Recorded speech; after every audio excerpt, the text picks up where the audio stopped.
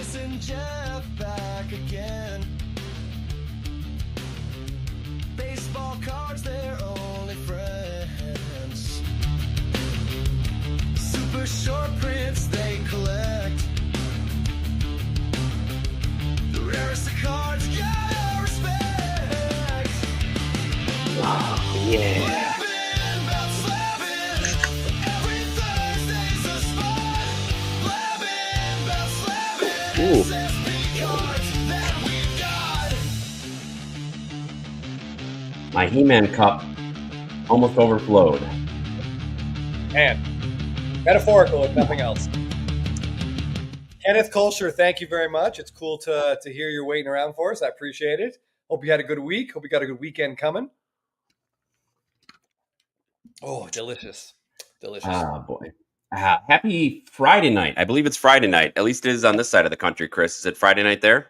It is. It is. I got up at like 4 o'clock West Coast time today, and now it's 9 p.m. East Coast time, give or take. So, yeah, I'm not sure what day it is. I think it's still Friday.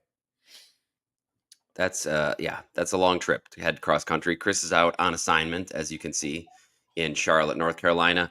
Welcome to Blabbin' 'bout Slabbin', everybody. Thanks for tuning in on this Friday edition.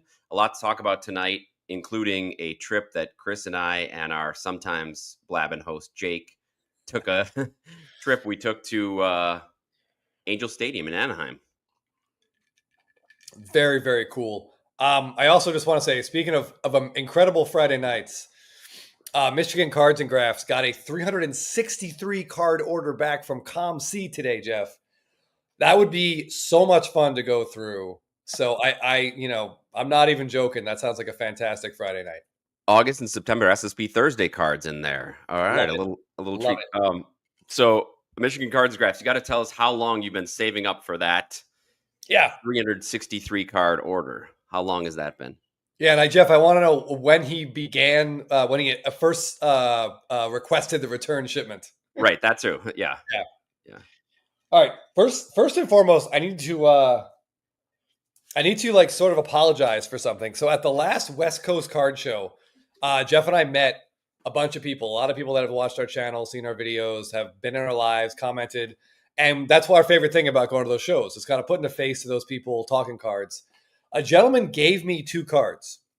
Shortly after that show, I then traveled here to Charlotte to visit my parents, and I emptied out my backpack here, and those 2 cards somehow came out of my backpack, and I found them tonight. So this is a long overdue shout out, but to whoever handed me this really cool Acuna parallel and this Todd Helton Topps Gold from, I believe, 2008. Thank you very much. These cards are great. This Todd Helton, by the way, came with instructions. I was to pass this one off to Scotty. Oh, that makes sense. Whom I will finally see 2 weeks from now at the National. So long overdue thank you. But I unfortunately, I know I wrote down who gave these to me. I completely forgot. So if you're watching tonight or if you watch this show later, please in the comments, just tell me who you were so I can thank you properly. These cards are great. I love any Acuna parallel, Jeff. Is that an 87 Topps design? It is an 87 Topps design, and it appears to be, it might be, oh boy. I've had a couple cocktails with my dad, so my ability to focus my eyes has obviously taken a bit of a turn south. Yeah.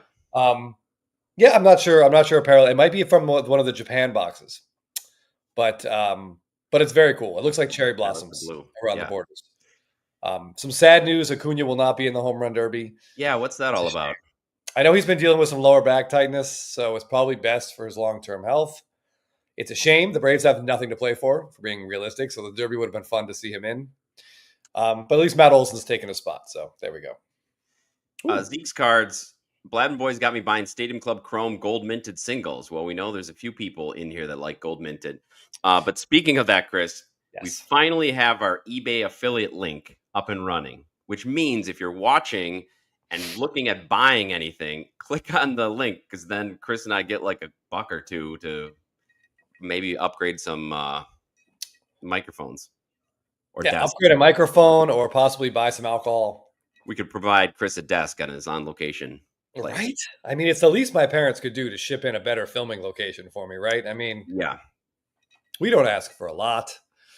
Yeah, Whew. so I'm actually going to put it here. I don't know if it'll work putting it in the chat, but it's in the description. If you click on it, and Chris, they have a limit on this. Like you have to, if you click on it, it only counts for 24 hours. So if you buy something within the 24 hours, then it gets Okay. credited to that affiliate. But anyway, so if you're I'm watching and related you're to not that. watching live, click in the description and Yeah. buy some cards. And totally unrelated to that, Jeff, I'm going to share later in the show a bunch of $20,000 cards I saw on eBay that I think are really, really cool and are definitely smart investments moving forward. Well, what wasn't it the first thing that brought this up was that wasn't it the whole SSSP set? Yes. Yes, the Braves Yeah. Ultra SP set from 2022. Yeah. All right, I want to take a second, just say hello to some people here.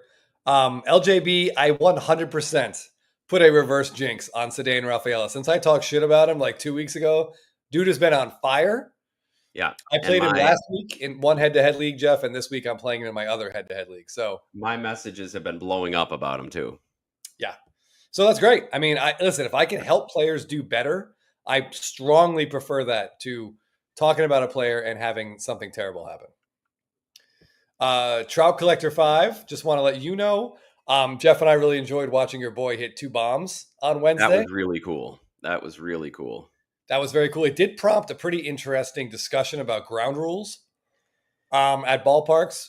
It began with the ground rules at Angel Stadium and then sort of spiraled out of control. But yeah, I didn't know that second one was a home run. I didn't see where the yellow line was. Yeah, he absolutely slammed. The first home run was straightaway center to the waterfall. The second one was an oppo field to right, or an oppo shot to right field, and it hit the advertising, but that was above the yellow line. So it was clearly a home run. Trout knew it. He slowed down coming around, but Chris wasn't too sure.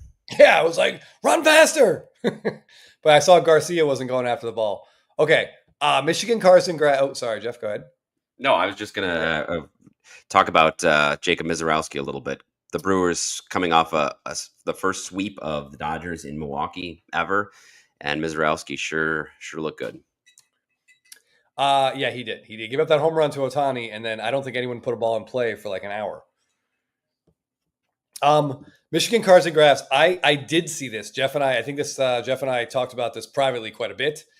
Gentlemen, 2 really interesting Reddit baseball card posts came out in the last few days. This guy, his boss gave him a bunch of hobby boxes of 2020 Stadium Club Chrome. We should all be so lucky, Jeff. Right. And someone else today, I guess, just found a Freddie Freeman Hope Diamond parallel. And their post was like, is this good? Should I grade it? And the vultures circling that Reddit post, Jeff, were pretty aggressive, I have to say. Not just my 4 burner And it was accounts. yours? It was yours? Yeah, your burner account. Yeah. Okay. And Mookie Chilson, this is what I wanted to. Jeff, how do you feel about this eBay extended bidding situation?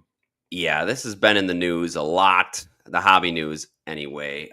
For those of you who don't know, you can watch a video on Neo Cards and Comics. He's got a good one. A lot of people have videos up about this, that eBay is going to extended bidding, which most of the other auction places have, like Fanatics Collect or Fanatics Live has, Golden, etc. Whereas if there's a bid made at the end of the bidding period gets extended. And eBay announced that they're going to do that. If the bid is made in the last 2 minutes on certain cards, it's going to extend another 2 minutes, and on and on. So it could keep going and keep going. Now, obviously, this benefits sellers more than buyers, because buyers enjoy sniping cards, getting them right at the end.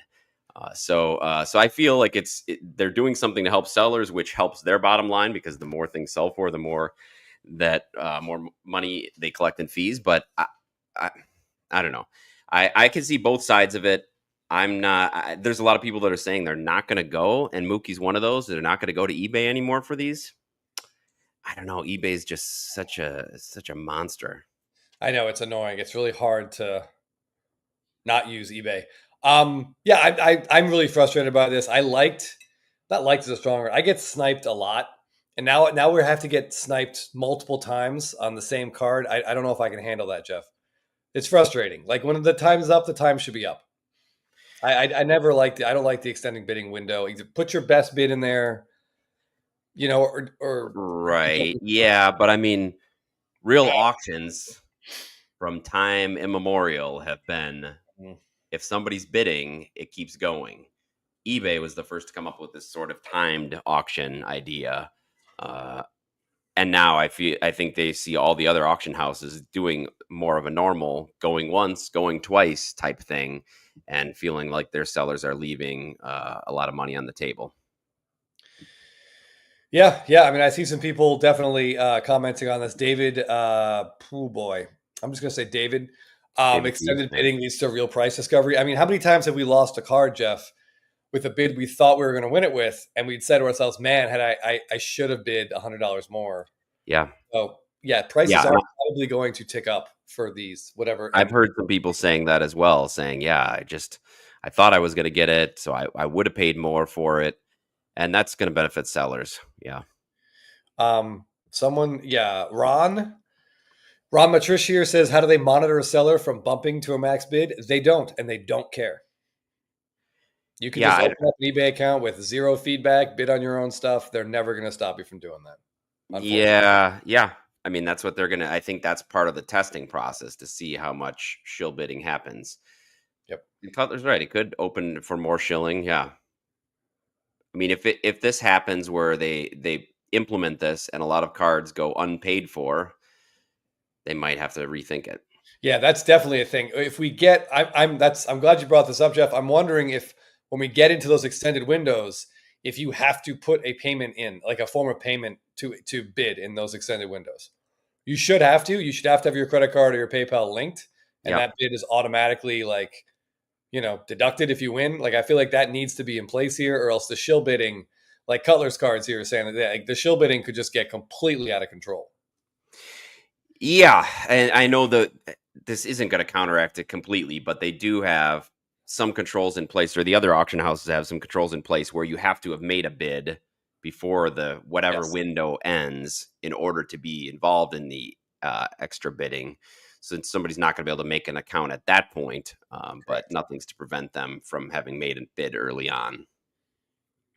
Yeah, and Will Z is right. Some of those premier auctions, we've seen them go like well into the early morning, Yes. like past 1 a.m., past 2 a.m., with people just waiting until that extra bonus time ticks down, one more bid, and then it just keeps cycling through. And it becomes almost like an endurance test, Jeff. Like those Yeah. tests in the 80s and 90s, like whoever keeps their hand on the car the longest wins the car. Yeah. Like Well, that's what Not Funny's saying here, basically. Yeah, just try to wait the other guy out. Yeah, and this is a valid concern, and Trout is making this as well. The waiting frustration may drive certain buyers out, end up negating the expected price increases over time. That's what they're probably trying to figure out here: is the increase that they're going to see in prices for sellers, is that negated by the people that will not use eBay anymore for these auctions? And I don't know. They're going to have to test it to see it. So I think it's probably a move in the right direction, considering the other auction places are doing it, as somebody said, in terms of actually finding out what real prices are for these cards rather than just who happen to be on there and get the last second bid in or the snipe bid. But yeah, I mean, I guess I would be more okay with this change. I mean, I guess we should have seen it coming. The other auction houses are doing it, but I would, like I said, I want to see them tie this to some sort of automatic payment to get the shill bidding out of there. But we'll see.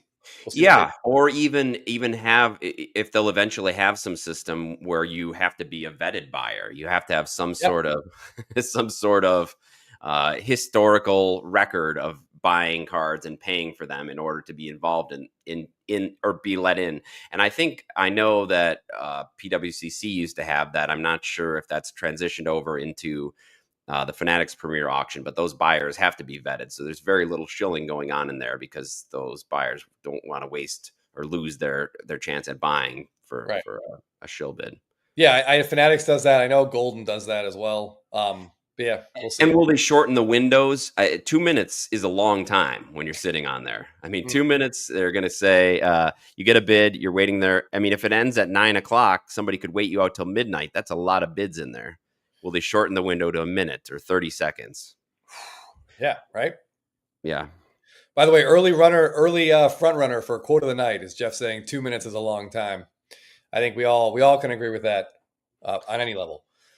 Yeah, Zeke's Cards has a great sponsor idea here. Yeah, I love it. Absolutely. That seems almost too easy, to quote Filmington. Okay. Yeah. Anyway, as people who use eBay a lot, this is just something we're going to have to get used to, Jeff, one way or the other. That's right. So if you do get involved in any of these, make sure you use that affiliate link so we can get Chris a new desk. Yeah, it'll be really interesting. It'll be really interesting to watch and see what auctions use this technology or this pattern, and what Right. percentage of those are paid for. And will it end up being a choice? Like if you put a card up for sale, can you choose to have this sort of auction end or the standard auction end? Can you is it only going to be for more expensive cards and not lower value cards? Yeah, that's yeah. I mean, this is probably not going to be for base cards, but we'll see. I mean, they're going to have to test it out on something. I've not seen how alt does it, Jamie. Chris and I aren't alt users, so I don't know, but it sounds like you're not a fan. Okay. All right, Jeff, I'm going to put the trivia link in the chat. Do you want to give everyone a little a little sneak preview of what we're playing for? I thought it would be in anticipation of a home run derby performance, but it's sadly not going to be. But nonetheless, you're playing for a PSA 10 Ronald Acuna Jr. 2017 Bowman Draft Chrome card. Look how happy he is. Just the joy of youth. Yep. Before 2 knee surgeries. Yeah, the joy of healthy legs. Yeah. So we're going to put that in there. The questions tonight, it's going to be a little different.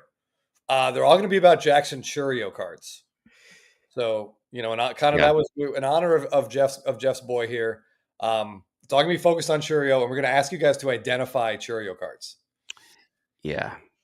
It's a really difficult trivia quiz, and I'm a Chourio fan, and I didn't do very well, so. That was my goal, was to stump Jeff with a few of these. I was pretty happy with it. So we'll see. A 700 club would be very impressive. If someone cracks 600 tonight. If anybody even gets 7 of these questions right, I'll be really impressed. But yeah, I'm looking forward to seeing how you guys do, and that's a really cool Acuna prize. Also, I'll let you guys know there is an 11th question in honor of Chourio being number 11. Yeah. So if you're ahead after 10, don't celebrate too early. Yep. Got that other one. Sorry, Dakota. I didn't have time. Neither one of us has the time to do the Sal Frelick research. Okay. Hey, Tail Jeff Black, welcome. Exactly right, Mookie. This is what I said when Chris told me he was making sure it went to 11. Yes, absolutely. Which, Chris, we're going to get a Spinal Tap sequel. Is finally being released this fall. Got to see how that goes. It's hot, Jeff. 40 years later. Why not? Listen, as long as we I'm okay with all these later sequels. Honestly, the Top Gun sequel was great. Maybe Spinal Tap will be better than we expect it to be. A movie from that time, I just never want to see. Christopher Guest is what made me think of it. I never want to see The Princess Bride 2. I think they did everything perfectly. There's no reason to give us another one. Leave that alone, please. No remakes. Just leave it be. I mean, yeah, a remake is more likely than a sequel probably for that one. Oh, that's interesting. It's asking for a code. Okay. Give me a sec. I'm not sure why I would do that, but yeah, let me write the code in there. Why would it be doing that? A code, huh? Yeah. Is anybody else able to get in? Yeah, I'm just curious if you guys are all seeing that code. I don't see anyone has joined, so I'm guessing the code is potentially an issue. Give me a second. I can get the code. Oh, I do see a code up here, Chris. Yeah. But I think actually I just cut I cut the link off by one number. Oh. So that might be why I generated the need for a code. I put the link in there again. Let me know if it's still asking for a code. And if so, I will. Yes, that is the code, those last digits. So try it again. Try the new link, Emophobic. Yeah, I think I skipped the 7. So let me know if that works. Yeah, there you go. Ha! 1, 2, 3, 4, 5. Another great sequel coming out. Yes.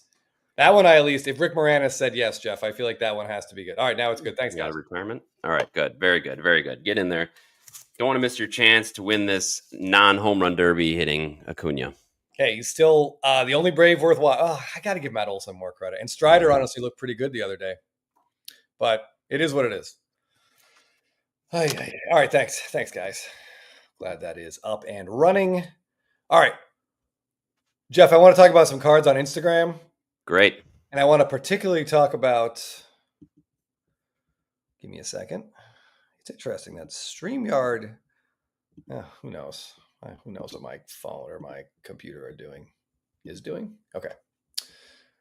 So if you caught us on spitballing cards this week, we talked about James Wood quite a bit. I am a big fan of this guy. I've watched him play really well against the Braves. I don't know, Jeff, if you had a chance to actually see this guy swing at all in a game. I've seen the highlights, including that monster laser he hit the other night.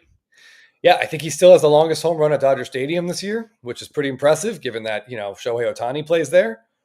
But this is his black parallel, and by that I mean this is like the real black parallel. This is one of those foils out of 10. This is the black out of 74, available only in Series 2 packs.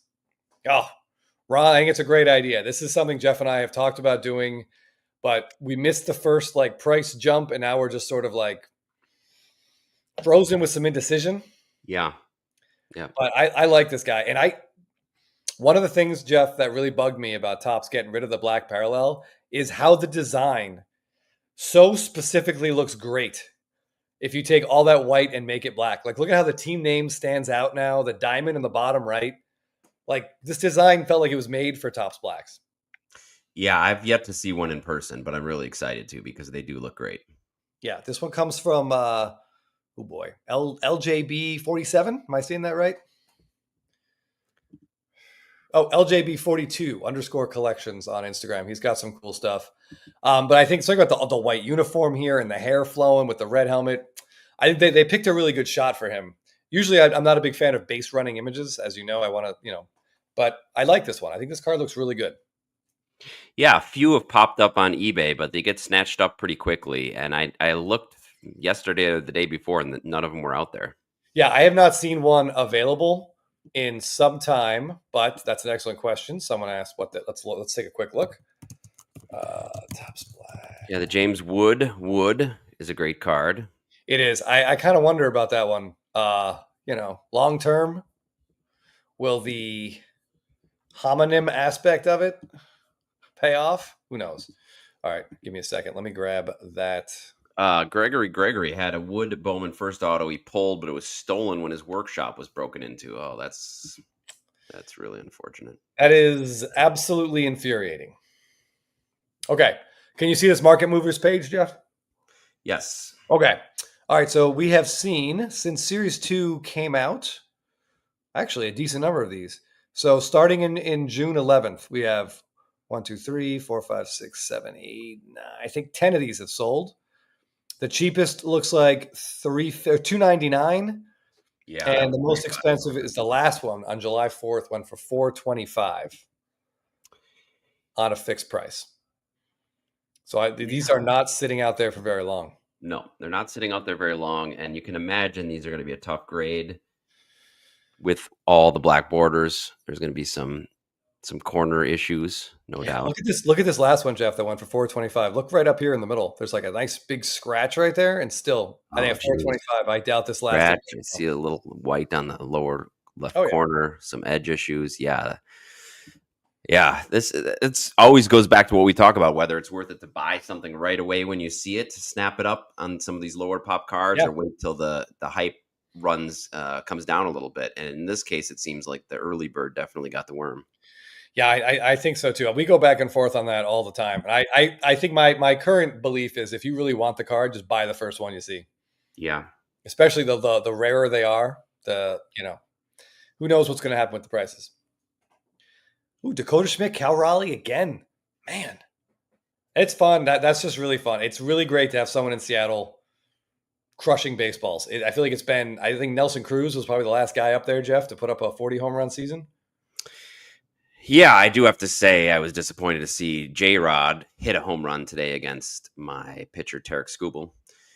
He's finally back in the home run column, but he's no Cal Raleigh. Can you imagine if J-Rod was putting up this kind of season, what his cards would be doing? No. That's hard to do right now. Yeah. Hey, Cardaholic, how's it going, man? Thanks for joining us. Respected Leaf. Oh, actually, hold on. Emophobic here says, like Larry David, I respect Wood. Totally unrelated story. My wife and I were in Solvang over July 4th weekend with some friends of ours celebrating a friend's birthday. We went to some winery, and it wasn't like a crazy upscale winery. Like we did a flight, and I think it was like $30 for 5 wines. Felt like a pretty general. I don't know, it sound like a bad price. Anyway, 2 tables down from us, I was telling Jeff about this. There was this older guy who was bald with white hair, and I'm like, if they were like that program existed, it was in a movie. I don't think it's real, but you take the back of someone's head, and the like AI would generate what their face would look like. And I'm like, if we could run that on that head, that's Larry David. That is the exact back of Larry David's head. Someone came to the table with 2 Australian shepherds. So of course my wife was up and petting those dogs like within seconds. And she came back and she's like, guess what? That is Larry David. So amongst our friends that weekend, I gained a little infamy for recognizing a celebrity from the back of their head. From the back. That's a talent. It is. And not their glutes, but the back of the head. Yeah, the back of the I head. feel like that comment's coming. No big dumper. Yeah. And ATL Jeff Black, I agree. If another one of these woods pops up in and around the $300 to $400 range, I think. Oh yeah. But John says they literally sell before you can hit the Blabbin link to go buy it. I'm glad you're thinking of the Blabbin link to buy it, but yeah, they're selling pretty quickly. Gardolic, it was really fun. There's just like a lot of wine. There's a lot of bars. It's like a fun atmosphere. There's dogs everywhere, which obviously I love. There is a baseball card shop there, but it didn't open the entire weekend, Jeff. The whole weekend? The whole weekend it was never open. We asked like the girl in the shop right next to it. It's like a little clothing boutique, and she said the owner comes in. I believe her exact line is whenever he feels like it. Oh, geez. So he's probably retired from some other business, and he's just there. Because you would think that's a popular weekend destination. You would think that would be the time when he would be able to sell anything if he wanted. It was absolutely packed, and the people we were with, we were several bottles of wine in when I went, and it was just like Saturday afternoon at 3. I went to go see if it was open, and it wasn't. And that guy missed out on a lot of drunken, ill-advised baseball card purchases by not being open. But anyway, their loss is loss. Yeah, exactly. Steve Clifton, I got to tell you, hold on. Where'd that quote go? Wait, there it is. Yeah, this. Have you guys ever seen the movie Sideways? Paul Giamatti does a fantastic explosion about Merlot. I'm not a big wine guy. I don't know a lot about wines. You probably could guess. I'm way too trashy for wine, but that's just a wine movie quote, Jeff, that gets shouted around. So did you hear that while you're up there? Several times, yeah. By a lot of people who, similar to me, really didn't know that much about wine, but they find wine it's funny. I've seen that movie. I've heard this line. I'm going to say it. Teapot, welcome. Glad you could join us. Yeah, live on a Friday. We, my son's baseball team had their postseason celebration wiffle ball game trophy presentation thing last night. So yes, we're going Friday night instead. So glad you could be here. And actually, I'm glad you're here. Let me just, while we of course have market movers up, why not? As you know, here in Charlotte, if you followed before, I'll take my dad to the bar in their assisted living building, and we open up some packs of cards. We got some heritage packs today, and we pulled an actual auto. Whoa! Yeah, of Justin Henry Malloy, Tigers rookie. So this is pretty exciting. I mean, obviously not the best rookie auto you could pull, but my dad is a Dodgers and Tigers fan, and he was extremely excited about this. So, wow, huge win. Getting an autograph. Yeah, that's awesome. Right? Yeah. I think in all the heritage stuff I've ripped with my dad, and Jeff, you and I have ripped some boxes. I've only pulled like 2 autos, both Blue Wings, but Mission Impossible. Nice. Okay. Floyd fan, happy birthday.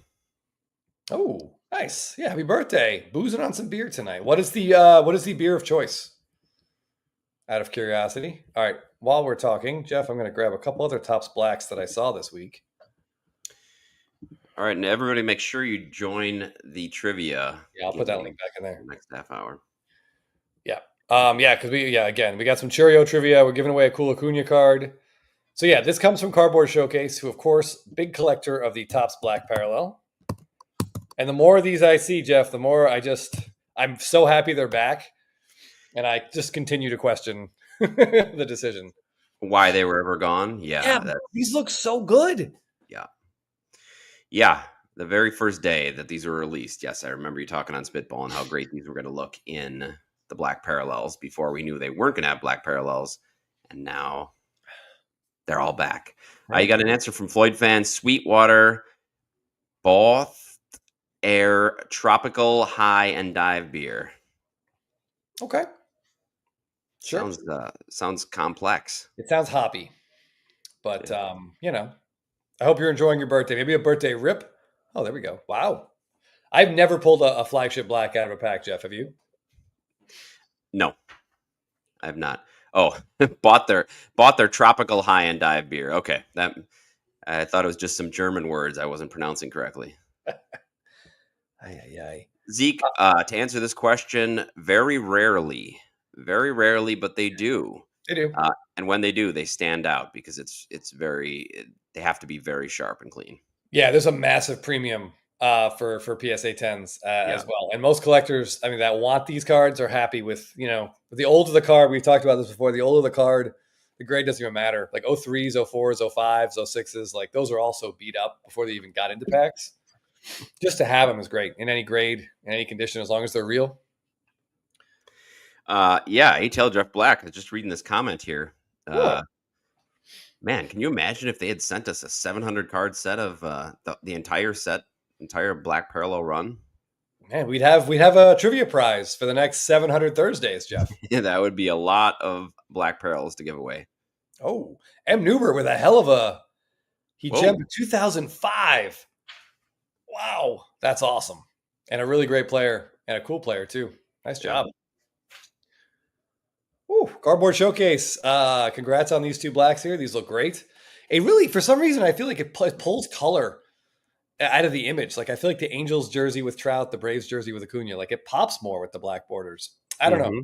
Yeah. Maybe it's the bourbon talking. But yeah, congrats on pulling a Bo Bichette black. Damn. We didn't rip enough 2020 paper boxes, Jeff. That's true.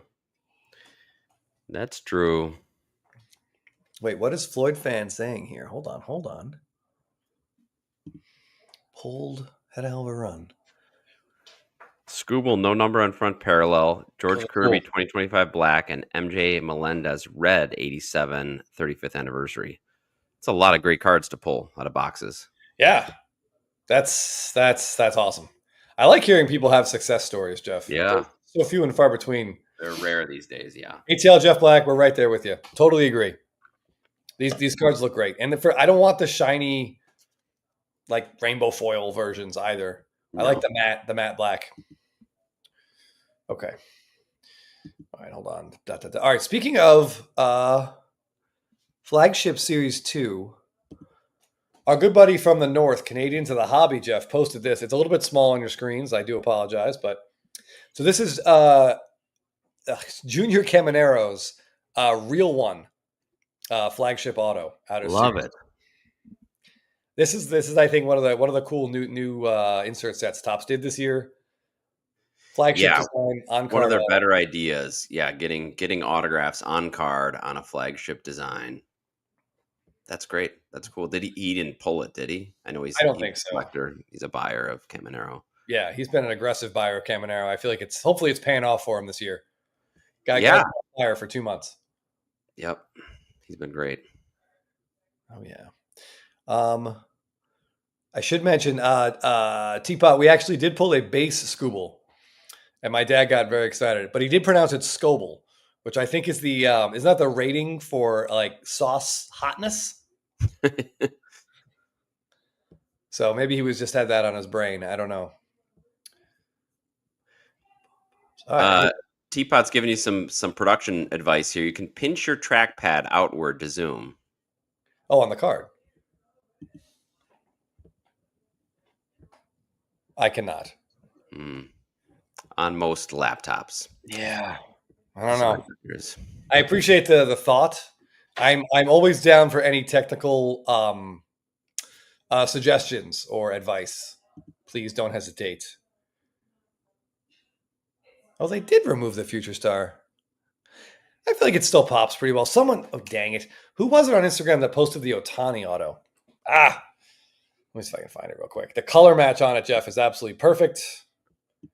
But hold on. While I'm pulling that up, you can talk about this card, also from Top Series 2, and what's good about it and also what's bad about it. Oh boy. So we got a little World Series action there. It's sure nice to see Mookie back signing again. Love that. I really hope those aren't sticker autos, but I'm pretty sure they probably are. They absolutely are. That's a deep pause. That is too bad because that's a really cool card and one, even not as a fan of the team, but a fan of both those players, I would love to have if it were on card. I know it's very, very cool. It obviously takes a hit because they're sticker autos, but I mean, I can't hate it. I can't hate it too much, but I still hate it a decent amount. It's just such a cool idea. The image, we got Freeman holding that MVP trophy, which is, to my knowledge, so far the only card with that image on it that I've seen. And it's this dual sticker auto. I mean, there's 2 Hall of Famers on this card, Jeff, but the autos aren't on the card. Mike Petty rolling this out. I'd rather have a Mookie Chilson on sticker on card auto. Yeah, I mean, I see it. Great images, Abel. You're right. It's great images. The single auto cards design looks horrid. For which ones? Is he talking about this or the World Series insert set? Or do you not like the real one autos? I'm just curious. Because this, man, if these were on card, I feel like this would be like a $2,500 card. Yeah. But I can't imagine it probably struggles to get around 500 with the stickers, would be my guess. I don't know. Been wrong before. Ooh, baseball card Brett said he picked up an Imanaga black. That's probably going to have the gold cup on it too. That's going to look great. I got to go online and see if I can find one. Night Train, I can answer this question for you if Teapot's no longer with us. Yes, he is full on a believer in the Tigers, and I think he should be.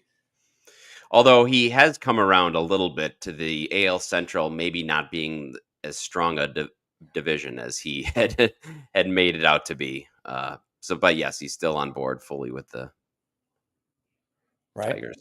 Mookie Chilson, I did try to say enhance, Super Trooper style. It didn't do anything for me either. But where was I going with this? I forget. The Tigers have a pretty good farm system too, Jeff, from what I've read. So if there's a team out there that should be aggressive and go at it right now, it's got to be the Tigers, right?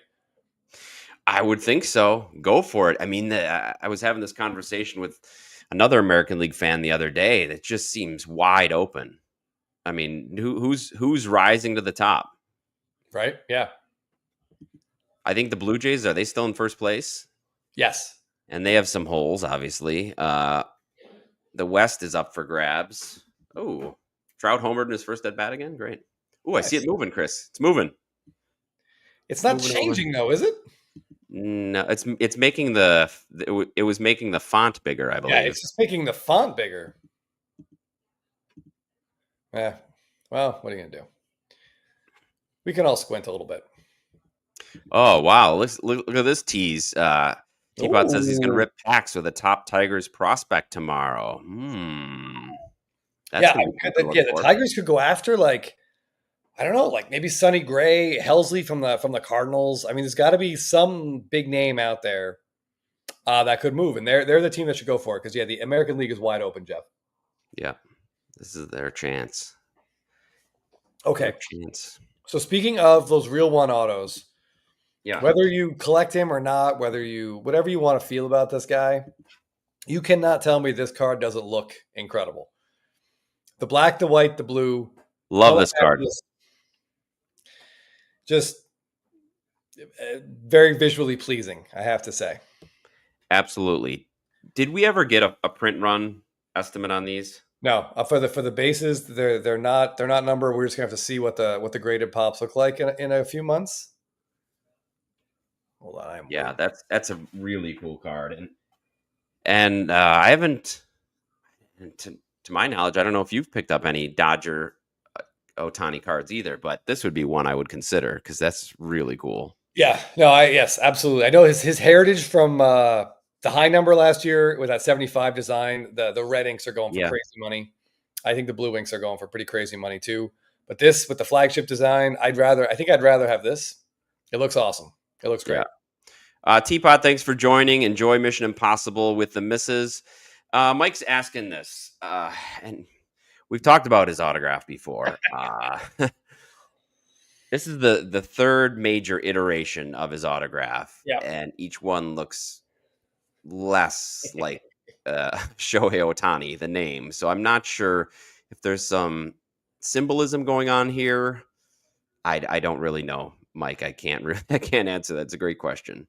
Yeah, I don't know. We actually we kind of zoomed in and really broke down the initial auto, and that one you can sort of see the S and the O. This one, by all accounts, the first letter he's writing is a C. So I don't know. Is it supposed to be part of an O, and he's doing Ohtani, and then there's like a little flourish of an S at the end? I don't know. But James Shohei with a C. James Wynn says it's his Japanese name, Chris. Mike Petty says it's ridiculous though. You can't make out one letter in his name. But I agree. But also Neil Nielsen, it looks better than most autographs. Most guys can barely put their initials on the card, and I believe in this as well. Like if I'd rather have a squiggly line that has some I don't know design to it, like this, even if I can't make out the name, than just a letter. Yeah, so I see Jay Marble, thanks for joining us too. He mentions that in that Dynasty card that our buddy Scotty B. Cards posted. Yeah. Obviously, Ohtani's auto is different. He has an auto from 2018 through 2021, and that one changed. And now I believe this is his third. Is this the third one, Jeff? This is the third auto? Yeah, I believe it's his third major change. So maybe this is the one that's fastest for him to write. I don't know. He does appear to have dotted a letter. Like right there, there's like a random dot there. I don't know. I don't know. The fact if he's able to do this one consistently, then okay. But Mike, I guess this is the hobby. You can't read anyone's name. That's kind of what it's gotten to. It really makes you appreciate guys like Mariano Rivera and Randy Johnson who take the time and get every letter out. I understand why some of these guys don't want to do that because of the time it takes. Oh, yeah. I mean, after a while. So James is saying basically his name is Ohtani Shohei, so that C is an O. Ah, okay. An O and then going into the rest of his name. Okay. Yeah, and then this, shoot. Okay. Cardboard Showcase has the progression if you want to see it in one picture. Yeah, this here is very similar to the part of his 2018 autos. Yes. Yeah. This part here. Hold on. Where does he have? Where did he write that, Jeff? Oh, let me see if I can grab it. You can see the progression of the auto from 2018 to 2024. The Heritage Red auto post he has on his. Okay, let me grab it. I usually have a Cardboard Showcases page up anytime we're doing a show because, hold on, get me to his page. Oh, we're already there. Ha! Ironic. Lucky Peter, Chris would appreciate this one. It does kind of look like the S. It does. It reminds me of Thor's hammer. It does look like that. Oh, I can see that. Yeah. Okay. All right. So here we go. We're popping over to Cardboard Showcase. Thank you for the heads up on this. So here is his Red Ink Heritage rookie auto. You can see the beginning, some straight lines, and then a little swooshies there at the end. Pretty consistent with these two. And this looks very similar to the Bowman Chrome autos out of 2018, Jeff, and the Topps Chrome, et cetera, et cetera. Yeah, I always thought of these as more of almost vertical autos, how he was signing. Yeah. Just kind of taking up a vertical chunk. Yeah, then it got tighter for 2019. And 2020 stayed the same. So 2018 is one, then we got 2019, 2020. 2021, I don't know what this one is. That's the extra short version. I think he just wanted to draw on his genitals, if I'm being completely honest with you. I don't really see there's no letters here in any language. Hieroglyphics maybe. And then we're here in 2022, and this is pretty much where we still are in 2025. Yeah. But this has been remarkably consistent over the last 3 years. Man, it just to me, it really puts a premium on those early autos, Jeff. Yeah, I agree with that. But Cardboard Showcase, thank you for the heads up on that. Dakota, future tier ranking of all-star autos. Yeah, there's many tiers, some better than others. And Mike, I mean, I guess this is where we're at now. We're not going to see a lot of very clearly written autographs. They just signed too many. Yeah, and speaking of that, the player Jeff and I spoke of about 10 minutes ago, we both really like. This is his real one rookie auto, and that is Yeah. shame. Somebody did mention it. His name's not even long, and it's not. It's a JW. Yep. Streaky JW. And when Topps giving these guys these crappy pens, that just drives me crazy. How is someone not testing the pen before they give it to the player and watching? Like, you can see this ink is running out. I feel like that's the very least we can do. Yeah, that's tough. And maybe they did change it for the next card. Who knows? Yeah, Freeman, he's another guy. I mean, Freeman and Trout, those guys have been in so many products. I understand why Freeman shortened it up. But you're right. Just like with Ohtani, that makes the earlier autos that much more desirable. Yeah. Speaking of Freeman, I don't know. Did you guys see this? Someone sent this to me yesterday. I had no idea this was this was being made. So there's an MLB Network little mini documentary on Freeman comes out during All-Star Week. Oh, they sure didn't do a great job promoting that. Right? I mean, if it's a Freeman movie that I don't know about, Jeff, have they promoted it at all? And it's from MLB Network, which I believe is on Chris's television at his home at least 23 of the 24 hours a day. Yeah, it's pretty much the wallpaper. Yeah. You know, in our living room is the MLB Network and all the things I throw at Dan Plesac on the wall. That's right. But yeah, I'm looking forward to watching this. If you're a Yankee fan, obviously you don't want to watch this, but if you're not, I think should be interesting. Zeke's cards for that. Sorry, I'm behind on comments. I just saw this. Anyone who's married can understand this situation.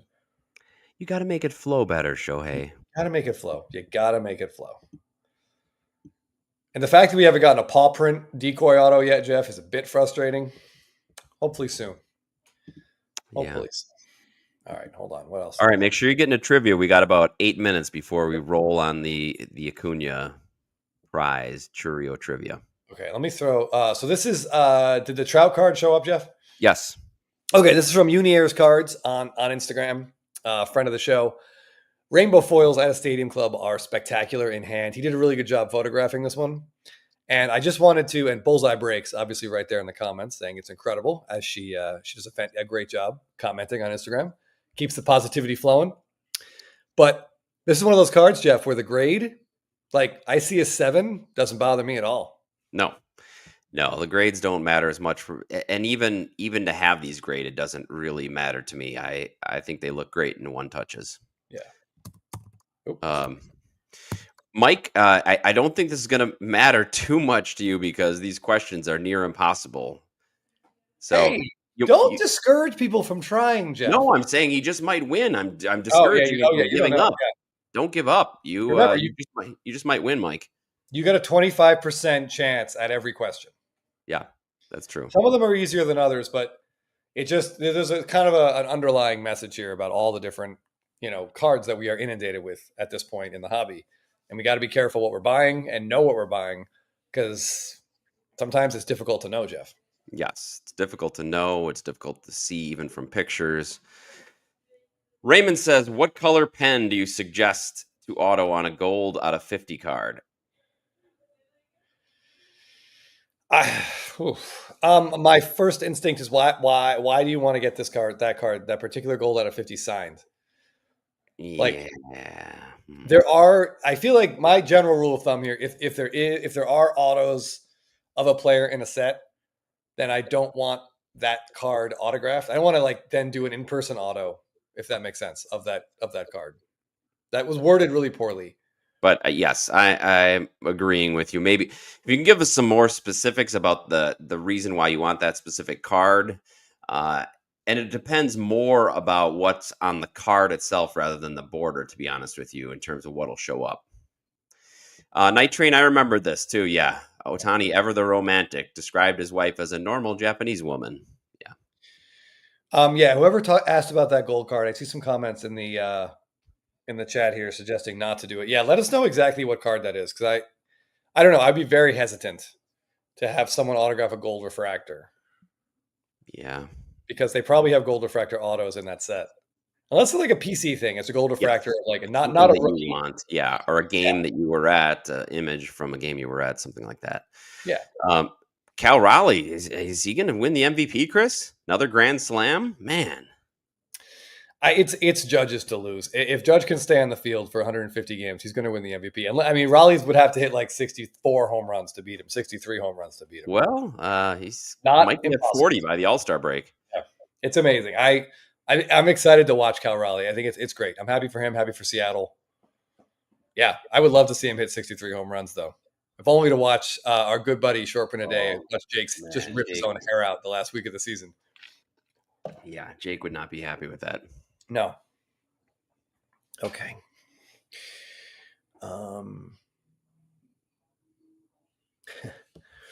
Royally Cheese said there's no way Raleigh can keep it up, but he's in Seattle in July and August, and they'll close the roof. He doesn't catch every day. He DHs quite a bit. Yeah, I don't think it's going to be the weather that knocks him down. Maybe some fatigue from playing so many games, or the league catching up with him, the law of averages. But I don't know. I don't think that's gonna bother him too much. All right, I'm going to throw the link in there one more time. Hop in there. We got a pretty good turnout, about 30 some odd people, but I know more of you want a shot at that Acuna card. Jeff is offering up as the prize. Little PSA 10 Bowman Chrome. He's just so happy. Yep.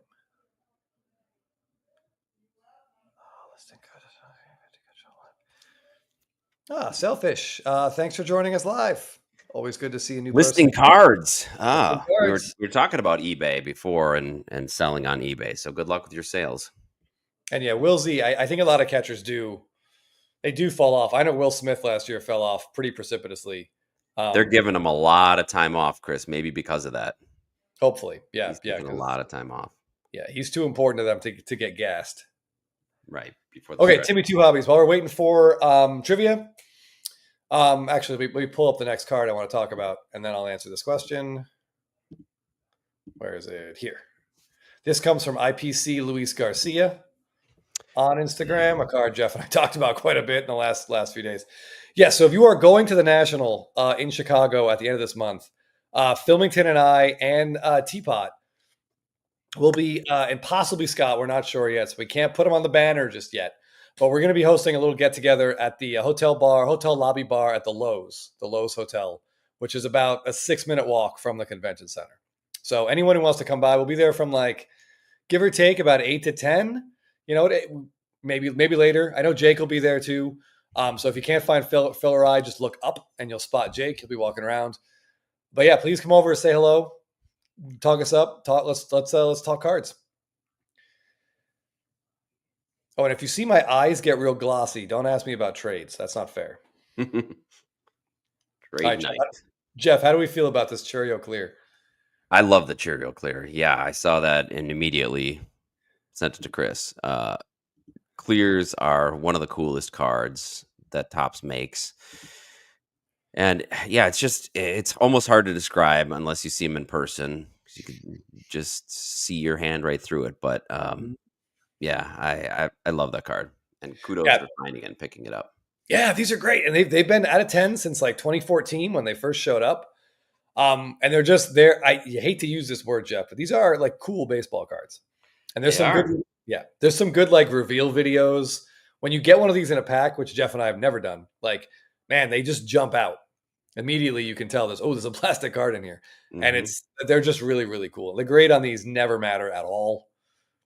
Numbered out of 10. They look great. Yeah. Respected Leaf, I just think because the fact that you can pull these in packs make it so cool for people to get. The clearly authentic autos just didn't really catch on because they're autoed, already put in a slab or in a case. Yeah, I don't know. They just don't have the same panache. I see it. That's what she said. Sports cards. In hindsight, I did not. Friday night. I'm sorry. That'll be Friday night at the Lowe's Hotel Lobby Bar. LOEWS. from about 8 to 10, 10:30. We'll see how late it goes. Friday night at the National, which I think is the August 1st. Is that right? Friday night, whatever the Friday night is. Don't make me look at a calendar. Oh, it's still a cool card, even though it has about as many hits as Michael Harris does in the last 3 weeks. Yeah, still a great card. Let's give this. He's still young. Let's give him a chance.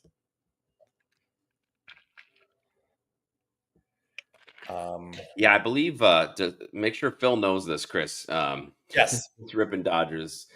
Yeah, Lowe's Lobby was known for having quite the overflow a couple years ago. That's correct. Now, what Phil told me is he believes the trade night is scheduled for Thursday night there, not Friday night. So hopefully by Friday night, there'll just be some corpses on the ground and some loose, bloodied singles from whatever massive trade night happened the night before. The professor's dugout says the same evening as the Upper Deck Diamond Club event. A couple things here. I don't know if he's being serious. I don't know if Upper Deck has an appearance at the National, because is it just hockey stuff? And do you collect hockey, Professor Dugout? Well, I think also, Jeff, that sounds like a very prestigious event with some potential hobby high rollers. So maybe not a lot of crossover? I don't think there's going to be a lot of crossover. I do know there's a Market Movers cocktail party if you're a member of Market Movers that ends around 8 or 8:30. Ty will be coming over after. I'm sure I'm going to hit that up beforehand. But look at that. I tell you, Jeff, you guys out there, give me a player you want me to talk crap about, and let's watch that second half just explode. Because I'm about to launch into Guerrero pretty soon. I've about had it again. Yeah, time to make that bet. He tricked me last year. I'm not falling for it again. I'm just not falling for it again. You do collect hockey. All right. Well, that makes sense. Have fun at the Upper Deck. Ask him how many Ken Griffey Juniors were printed. That assumes but we know there's trade nights. There's trade nights every night. I think they rotate at different places, though, right? I think so too. I understand. Okay, we got a pretty good turnout for trivia, Jeff. If you're ready to rock and roll here, Let's do it. Let's get some trivia going. Okay. All right, let me just double check my settings here, make sure that nothing changed. All right, yeah, this all worked out. Okay, guys, good luck. I hope you've all boned up on your Jackson Chourio. So Haven't. Well, like I said, you got a 25% chance with every question. Yeah. If you don't know, just guess early. Get more points. Guess quick. Okay. Yeah, they're still printing the Griffey. I think you might be right. All right, here we go. Hockey cards and Griffey cards. Yep. All right. All right. The countdown will begin. All right, we got 50 people in here. Here we go. This is going to be a good one. Show me someone get to 600, and I'm going to be very excited. I'll be really impressed. The countdown has begun.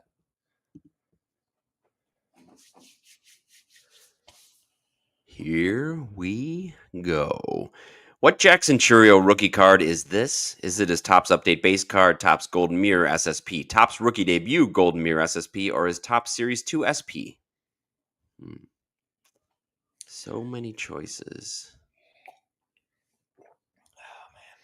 It's so relaxing to sit back and just have a cocktail while. We got a nice split in answers. 25 went with Topps Series 2 SP, and that is correct. Brewers Kill and Christmas Collector. What Jackson Chourio rookie card is this? Is that his Topps Update base card, Topps Update Golden Mirror SSP, Topps Update Rookie Debut, Golden Mirror SSP, or Topps Update True Photo? M. Newbert, yes, I did want to give a little hint with that last card. Okay, good job. 92% knew this was the Golden Mirror SSP. I like that, Jeff. Yeah, that's really good. Well done. M. Newbert, pulling ahead. Mike Petty, sorry, 0 for 2.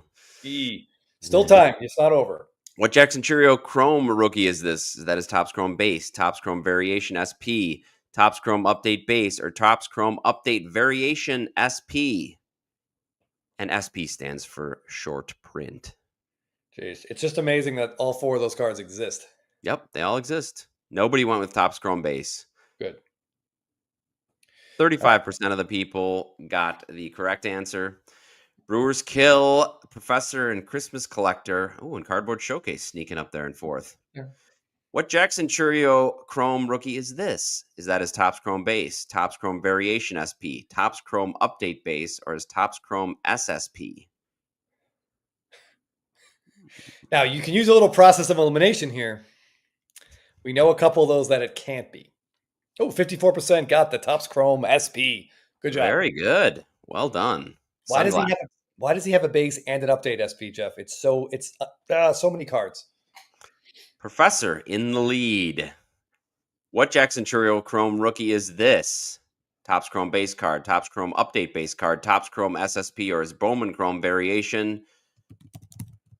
I gotta say, this is one of my favorite Chourio cards out there. 63% of you, 31 people went with his Topps Chrome SSP. It's pretty recognizable, that one. That's I a think. great card.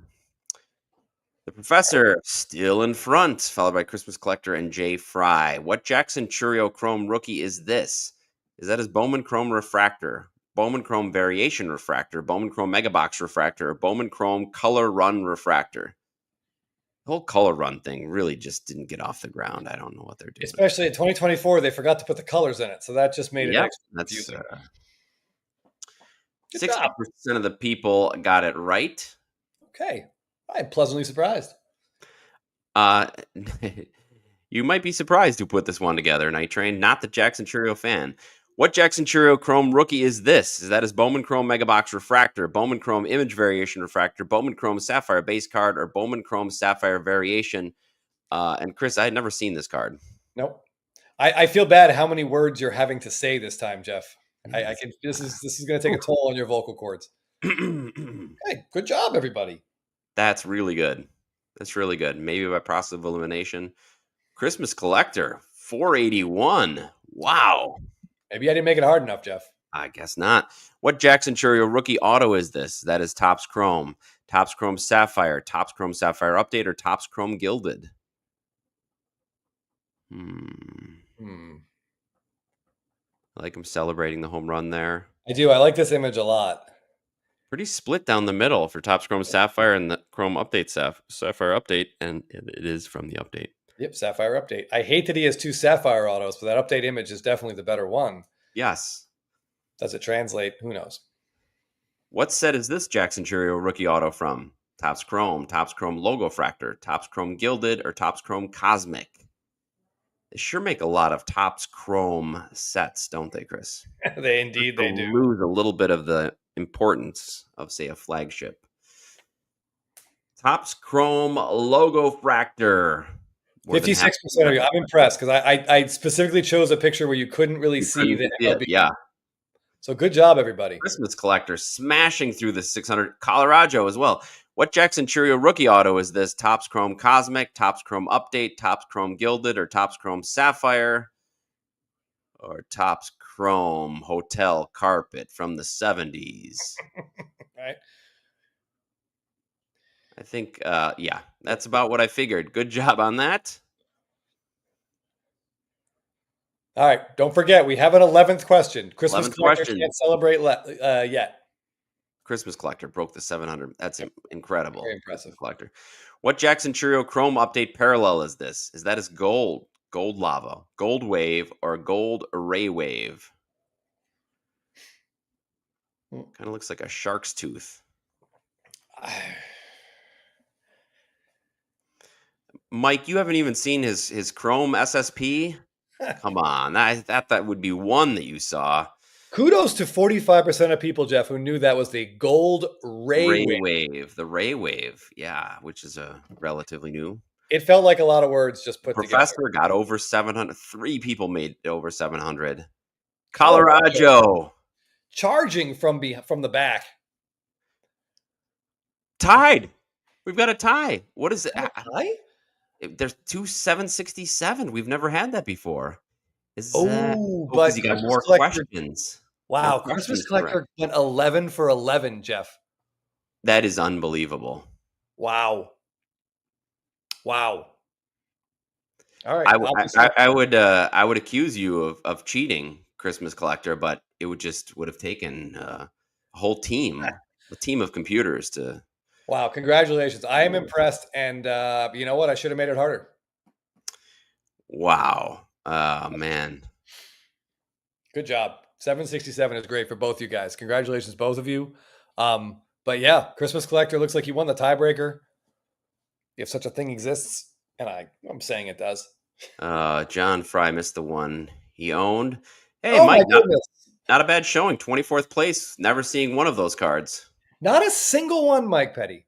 Looks like you're more of a vintage guy, but Yeah. wow. Tops. Slow but accurate. You know, there's a fable about that. I think it's okay. Yeah. Yep. Well done. Yeah. 7th place, Crazy Cryptids. Great job, everybody. That was a tough one. And the real reason that Chris put it together was just to show how ridiculous it's getting to try to find the card. What will be the card of a hot rookie, a hot player? It's just getting more and more ridiculous. And by the way, this is a card. I want to show you guys one Chourio card that I wanted to include in trivia, but I honestly had never seen it before earlier today when I was really digging around looking for images that I wanted to use. So if anyone out there, there's no prize for this, but can someone tell me what this card is? What this card is from? But anyway. Yeah, I only know because Chris told me. I'd seen it before, but I didn't know what it was from. Yeah, I do love the Gatorade Bass. I think of all those cards, the gold mirror image is I think it's my favorite. That horizontal with the huge Gatorade splash around him. I think that card, it looks incredible. I like that a lot. And then, of course, they use something similar for his Chrome update image variation. I mean, come on. Costco, we got to guess. Oh, John Fry says complete set image variation. Yes, Correct. the complete set image variation is correct. It's not the complete set. There literally are 2 even complete set cards of this guy, Jeff. Yes, you got to have the variation on there. Can't just Yeah. be the complete set. Yeah. No. Yeah. Companion card, another good guess. Yeah. New Era, another good guess. Yeah, that's what it kind of feels like, one of those Costco cards. But yeah, I mean, even the look on his face on this, he's like, really? Like this one too? Don't make this a card. Please don't make this a card. Ooh, Crazy Cryptids. That's I'm not sure. I think the goal is just to sell as many of whatever set is about to come out as possible and not worry about anything else until the next set comes out. Yeah, I all mean, their goal is to sell the sets. They need hits. How do you get more hits? Make more parallels. This made me laugh. That's what she said. Sports cards. Do that with Trevor's story, and I win hands down. That would be funny. All right, that's an idea. Podium Trivia. Yeah. complete set. Oh, damn it. Someone said, and I want to give them credit. I forgot who it was, so I'm not going to be able to give your name. But whoever's joke was, there was more white on the Ohtani On the podium. than there was on the podium. That was funny. I'm sorry. That's too late. But Yeah, but no, somebody else mentioned this would be good in the podium card set.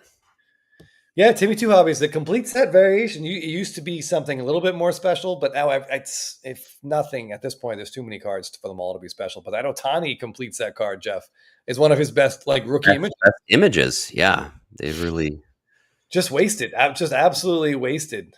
Foolishly. Hold on. But anyway. Complete. Shoot. I tell you, I am just jammed into a really weird spot here. My parents' house. It's kind of funny. Wait, that's not it. That's not it. Oh my God, I even look for the right thing. There it is. All right. While Chris is looking at that, I just want to talk to Captain R. Just got back into the hobby this year. I know you guys are Stadium Club guys, and I love that set. When is it usually released, Chris? Oh, well, it's August was usually the time, but it has been getting later and later. I think the 2023 set didn't come out till early 2024. Correct. The next year.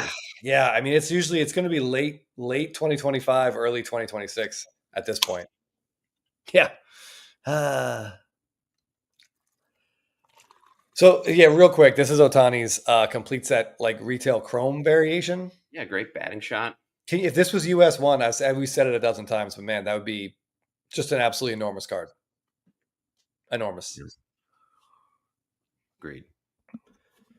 Night Train with a thought here. Think in a perfect world, the average dude would love to be able to afford 2 hobby boxes, put the set together, and have a chance at something cool without getting bent over. Yeah, those days are getting further and further behind. Yeah, I mean, at this point, you're lucky to get 2 retail boxes without getting assaulted. Yeah, I don't know. I don't know. When I first got back in, I was collecting sets. I collected some 2017, 2018 sets. And then I soon realized that it was just a pointless exercise in buying too much wax in order to do that. So it's sad. Yeah, I'm no longer a set collector, but you got to roll with it, roll with the times. Having said that, we have ripped enough 2020 Stadium Club Chrome boxes that I am trying to get just that True. set together. I want to put that in pages so I can leaf through it and think about how much cheaper it would have been to just buy. Yeah. Hold on. Let me just. ATL Jeff Black says, "Am I happy like he is that Acuna dropped out of the Derby?" I can't say that I'm happy.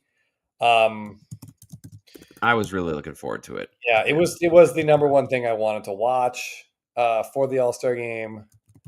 Hello, Forbidden Donut. Thanks for joining us. Yeah, I think it takes some of the luster off the competition, I have to say. I understand why, and it probably is better. I mean, from the beginning, I couldn't believe that he was the first commitment to do it. I just didn't think he was going to do it. But then as it got closer, I thought, well, maybe he is going to do it. And no such luck. Yeah. Yeah. I mean, it was, yeah. I mean, he did it in 2022 as well. And it did not go particularly great. But ATL Jeff Black, then one of the reasons I really want it, well, A, it's in Atlanta, and B, I am still going to try. I just need to actually do it. I really, really want one of these jerseys.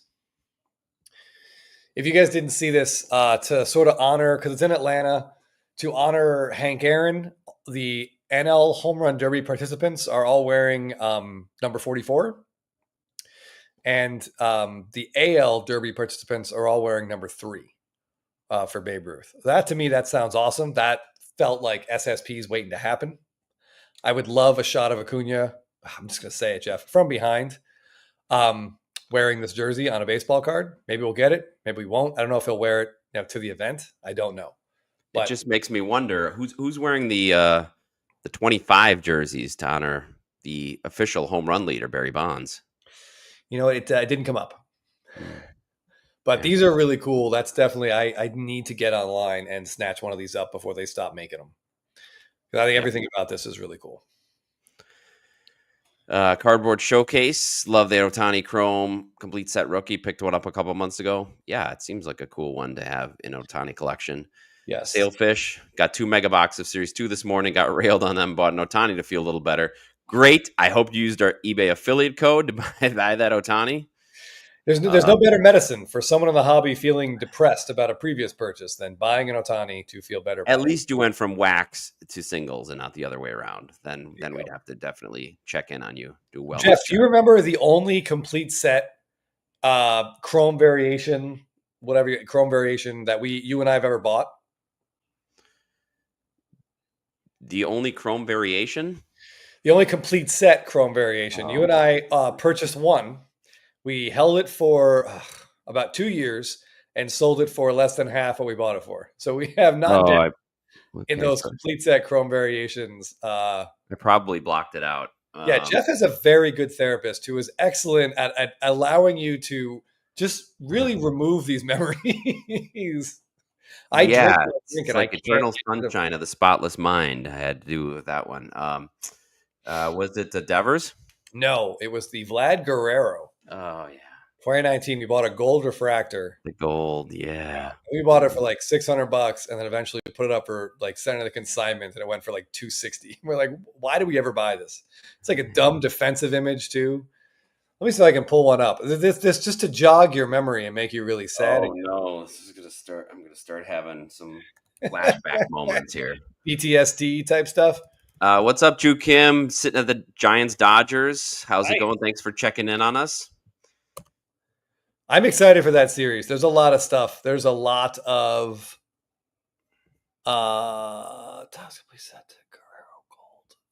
what did I not get right here? I hope no one's planning to grab Rafael Devers by the back of his neck and pull him out there.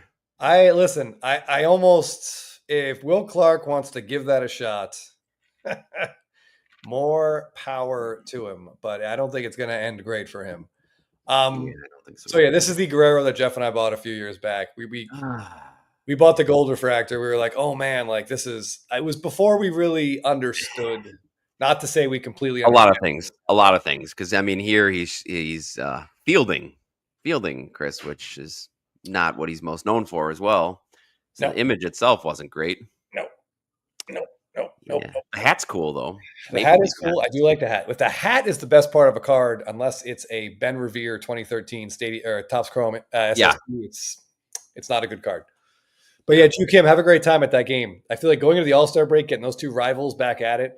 Dodgers are spiraling, 6 losses in a row, arguably the worst stretch of the entire Well, they just had to face the powerhouse Brewers. That's what happens. Yeah, they had a 4-game stretch where their what am I trying to think? Their run differential was the worst run differential over any 4-game stretch in the franchise history of the Dodgers. You would not expect that coming into the season that would be. Nearly impossible. 7 Costanza, I did not see this, but this, if this is true, this is a microcosm of exactly where our society and hobby is right now. Will Clark blamed AI on his own quotes. He said on his own podcast. Yeah. Wow. All right. That's like a Homer Simpson quote. Oh, now we're judging each other on things we've done. Class act. Okay. J Marble, we actually did talk about this quite a bit in the beginning. Yeah, so please watch the beginning afterwards because it'd be interesting to get your thoughts. We don't know when it's going to happen. They haven't said or what, how they will decide where to implement it. Yes. Okay. Ooh, David Patrziba, I tried. I'm sure I failed. Hopefully I didn't offend your entire family. Yeah, but Bobby Witt's Bowman first is that kind of a fielding image. Looks like he's throwing a ball. Thinks it looks awful. Any recommendations? Jeff, is there a Bobby Witt auto that you particularly like or don't like? I want to get this off the screen. I don't own any. I know Chris has a really nice Bobby Witt non-rookie auto. That's not good. From Stadium Club.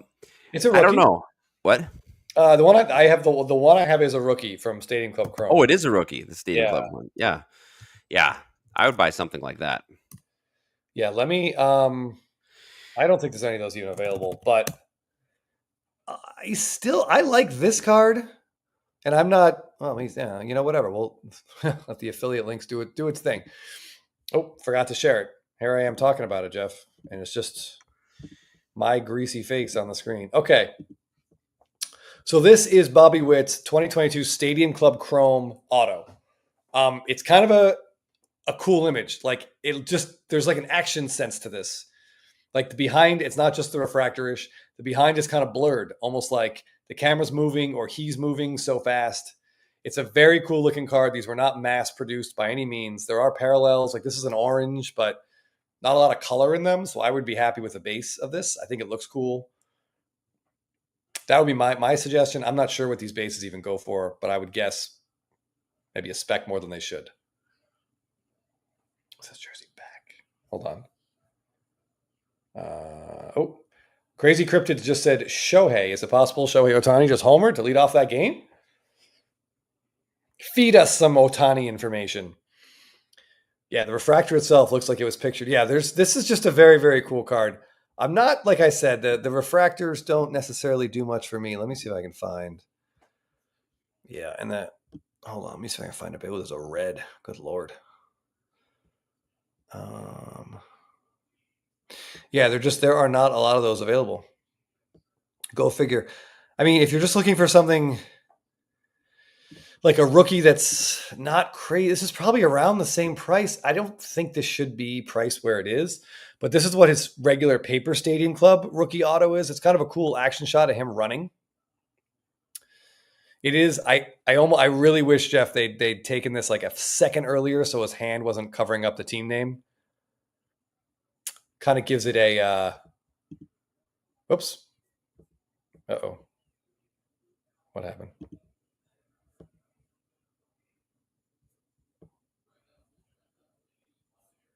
Okay.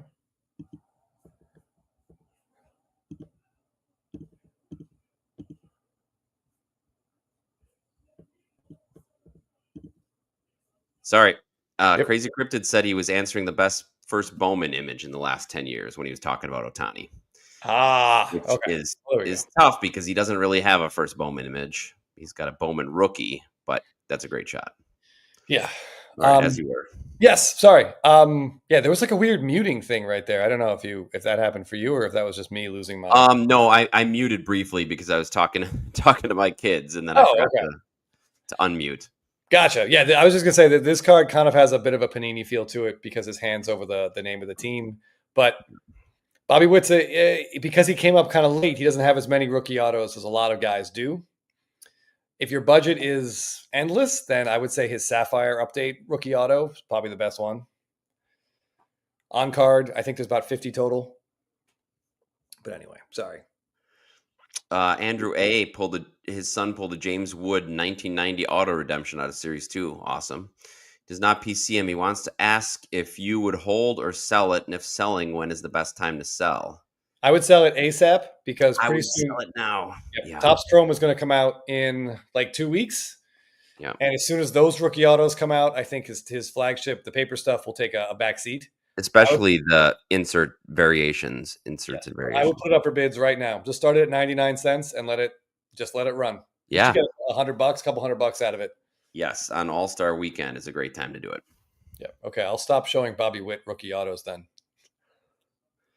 JT Hunter was saving for a Mookie first auto, but bought a Mookie 24 Heritage Red Ink auto when I was halfway there. Now I have to start over. Hey. Well, yeah. I mean, Mookie hadn't signed for about a decade. Yeah, those Heritage Reds, the first Dodger Heritage Reds look awesome. Yeah, they really do. Great. So I totally get it. It was, if you're a Dodger fan or a Mookie fan, that's a hard. That's and a hopefully really, you got really one of hard the few that came to the market not right away, because the first ones went for, did they go for almost like $3,000, Chris? Oh yeah, yeah. They were flying at really, really high prices. I'm trying. Love to see this. Brewers 1 game behind. Excellent. Hold on. So Jeff, the question was, who has a really good Bowman Chrome, first Bowman Chrome image, right? Yes, because we know they're airbrushed. We know a lot of them aren't great pictures. Sometimes they look like they're 12, like Juan Soto. Okay. All right. Here's my nominee. You might need to take a slight, move that microphone away from your computer a little bit. No. There we go. Better. This is Mike Trout's. And yeah, he looks young. And there is no logo on the jersey, but there is an A on that. It is there, actually. You can see it. Yeah. This is the first one that came to mind for a first Bowman Chrome auto that just has a great look to it. And I think it's sort of in a dark humor kind of way, Jeff. The fact that most of the seats behind him are empty, it's sort of portended his Angels franchise future. Yeah, what is that from? That is his first Bowman Chrome auto for Mike. Yeah, Trout. but I mean, is that like, do we think that was an actual Angels uniform? Is that photoshopped? Oh, is that from a college game that they photoshopped? I don't know. I do see some. It looks like a guy in an Angels. Yeah, it could be anything red. Maybe it's spring training. I don't know. I would guess it isn't Photoshop because of the way the A is sort of partially covered by his arm. Yeah, it almost looks like too good to have been photoshopped. Yeah, Topps just isn't that good. So yeah, Trout's looks great. If you haven't seen Freeman's looks great. Same set or same year, different set.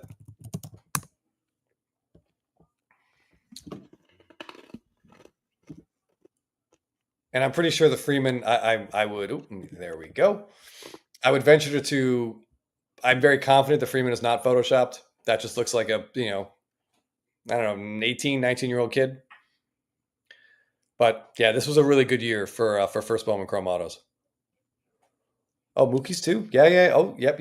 Agreed.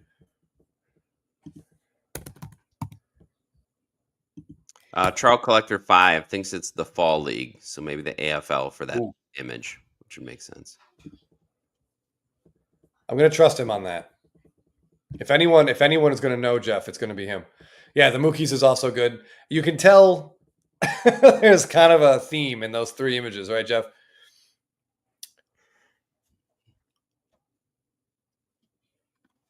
Yeah, there's a lot of potential energy. It's an actual Angel shirt. Yeah, I thought so too. It's a lot that would require a lot of skill, and I don't think Topps had it back then. Or time. Yeah, they don't want to do that. Mark, to answer this question, is there a reason the Bowman Megabox parallels don't have a first on them? Some of them do. They're pretty inconsistent with this. Yes. But generally, I would say because they're not. Like, they're parallels that sort of are released after the set is released. Like, if they're in Bowman, and that's where the firsts are, the Bowman Megaboxes come out after. So I don't know. I get why they wouldn't consider them part of the first set, even though same design, same image, Same but like image, yeah. at least later. Adds to confusion for sure. Yeah, but yeah, some of them do, some of them don't. I know I hate to say this as an example, but I saw it recently. I know Wander Franco's do.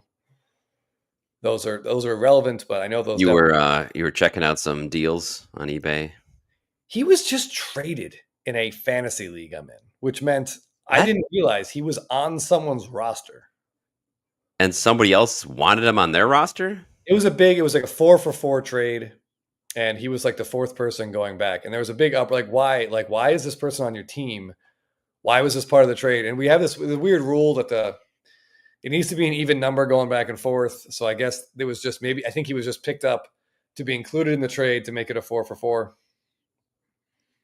But I was like, he could have picked up a lot of other people.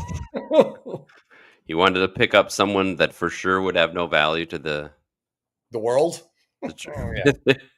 the trading team. The team he was trading. Yeah. Ooh, Brewers Kill 823 watching Mobland. If anyone watching besides him, is that a good show? Is that worth our time? The Pierce Brosnan, Tom Hardy show. I usually, if Tom Hardy's in something, I will try to give it a chance, but I haven't had a shot to watch any Mobland yet. So if anyone has watched that and thinks it's good or bad, please let us know in the comments. Yes, let us know. All right. ATL Jeff Black says he likes it. We have similar taste in baseball, and baseball cards, so I will assume we have similar taste in television shows as well. Oh, Mark says it's really good. It is Guy Ritchie. I usually like Guy Ritchie stuff. I've heard this about Friends and Neighbors, and I haven't seen that either. Okay. A friend of my wife's watched it, and she really liked it, but she has horrible taste in everything, so I was very hesitant. She likes it, you're not going to. Very hesitant to give it a shot. But if a Simpsons fan says it's good, then I will absolutely I'll give it a chance. A little update from M. Parsons. Your parents sure like this treehouse building show that's been on for 4 hours. Are they building it in real time? I don't know. It's now my parents are in their 80s. It's equal part. I can't say for sure, but it's probably equal parts they like the show and equal parts they can't find the remote control. Oh, jeez. So I don't know, but it was on when we got here, and I can hear it. It is still on now, and we have been here for like 5 hours. Oh man. So, yeah. But honestly, the Discovery Channel, if that's what they're watching, it's a win. I'll take it. It could be a lot worse, Jeff. It could be a lot worse. At least they're not using up your internet for something else. True. Dakota, listen to this, Chris. Use the affiliate link on a Freddie Peralta Bowman first on-card auto. Thank you, Dakota. I'm anxious to see how many cents we'll get, Chris. It's pretty exciting. That is exciting. Jeff looked like he teared up right there. I am excited. Thank you, I Dakota. appreciate that, Dakota. And I do have to make it clear that no way are we being sponsored by eBay. So we don't have to censor ourselves when talking about their some of their horrible policies. But thank you. We spend money there, so we figure if you spend money there, it can help the show. Well, I don't know if you saw M. Parsons says it does feel like real time, like we're just watching the paint drying. Michigan Cards and Graphs, fantastic reference. It has not, and this particular treehouse, I guess it's like extreme treehouses. So the inside of this treehouse is nicer than our home that we live in. So I was starting to feel really bad as I watched it, but I don't know. They're just waiting for Wimbledon tomorrow, which they will then almost immediately. I'm willing to bet they'll forget to watch it. It's They'll all they've forget to talked. watch it. Yep, it's all they've talked about tonight. And you really haven't lived until you've listened to two 80-year-old Americans repeatedly attempt to pronounce Sabalenka's voice, and she is and I'm her name. I'm mispronouncing it as it is, but she was the Russian, the number 1 seed at Wimbledon, who lost to the American. And I've heard them this name like a dozen times, never said the same way twice. So, So you don't know if they're talking about the same person or not. I'm pretty sure, but it may not even be talking about tennis. I don't know. Luis Gutierrez, question if I may, just got his James Wood out of 10 big head back from PSA. It's a 9 pop 1. Should I hold or sell? Well, I think this goes along well with the other James Wood card, is get that out the door as soon as you can. Yep, absolutely. Yeah. I mean, we should say, I mean, some context here. Jeff and I are not particularly fans of that variation, but it does have its fans. But I would just say, and Forbidden Donut, I think, is with us here. I would say as 2025 goes on and more sets come out, each James Wood variation will become less special. Right. So unless you love it, you really like the way the big heads look. Or love him. If you PC him, I could see not wanting to sell it. Yeah, I would still sell it and buy something else, buy a different James Wood card instead, maybe a more traditional James Wood card. But yeah, if you could cash out right now, I think that's the way to go. Agreed. Emophobic, congratulations on buying your first card in months. Just when you think you're out, they pull you right back in. 24 hours late with the affiliate link. Well, next time you buy it, just hit up one of our videos and find that same affiliate link next time you feel an inkling to buy it. Even if it's months down the road, click the link and buy it. Yeah, Forbidden Donut, I'm right there with you on that big head card. A little gimmicky. Just not something that Jeff and I would gravitate towards. I don't know. I've seen Acuna had the mascot head card. That kind of a Rob Stark feel to it. That didn't really do much for me either. But if I pulled it, I'd be very happy to cash out of it and use that money on a different Ronald Acuna Jr. card. Ooh, Emophobic, man. Oh, sorry. All the Barry Bonds cards are big heads. Yeah, I don't generally disagree with this. I mean, we talked about on Spitballing, actually, Jeff, in our draft of rookies in the 2023 and 2024 class, where we all picked guys who we thought would go up the most. I think we each picked 5 guys. Jeff, I think 3 of your guys are no longer in Major League Baseball, but you're still winning by a wide margin because Pete Crow Armstrong was your guy. Yeah, that's one of those things where you just if you're prospecting or looking at young guys, you don't put all your eggs in one basket. You hope that one of them, as Phil says, becomes a 10-banger, comes back big time for you. Cardaholic, thanks for joining us. Have a nice dinner with your family tonight. Enjoy. Absolutely. Yes, the Rob Stark variation. Chris, are you feeling a little better about Yelich's production these days? Yes, very, very, very much so. Yeah, he has looked a lot better. He's been doing a lot better. Yeah, there was a really rough time where he was under 200, but he'd had like one really hot 8-game stretch, and he was on my bench during that stretch. Mm-hmm. And I was just complaining about him to Jeff nonstop. But I'm sure you're playing him now at least. Oh yeah, he's been in my lineup since like late May, give or take. Two other comments I wanted to get to. Lance, I would love to see this. Please do post it in the Spitballing Patreon. I'd love to see the PSA 10 home field advantage Chourio.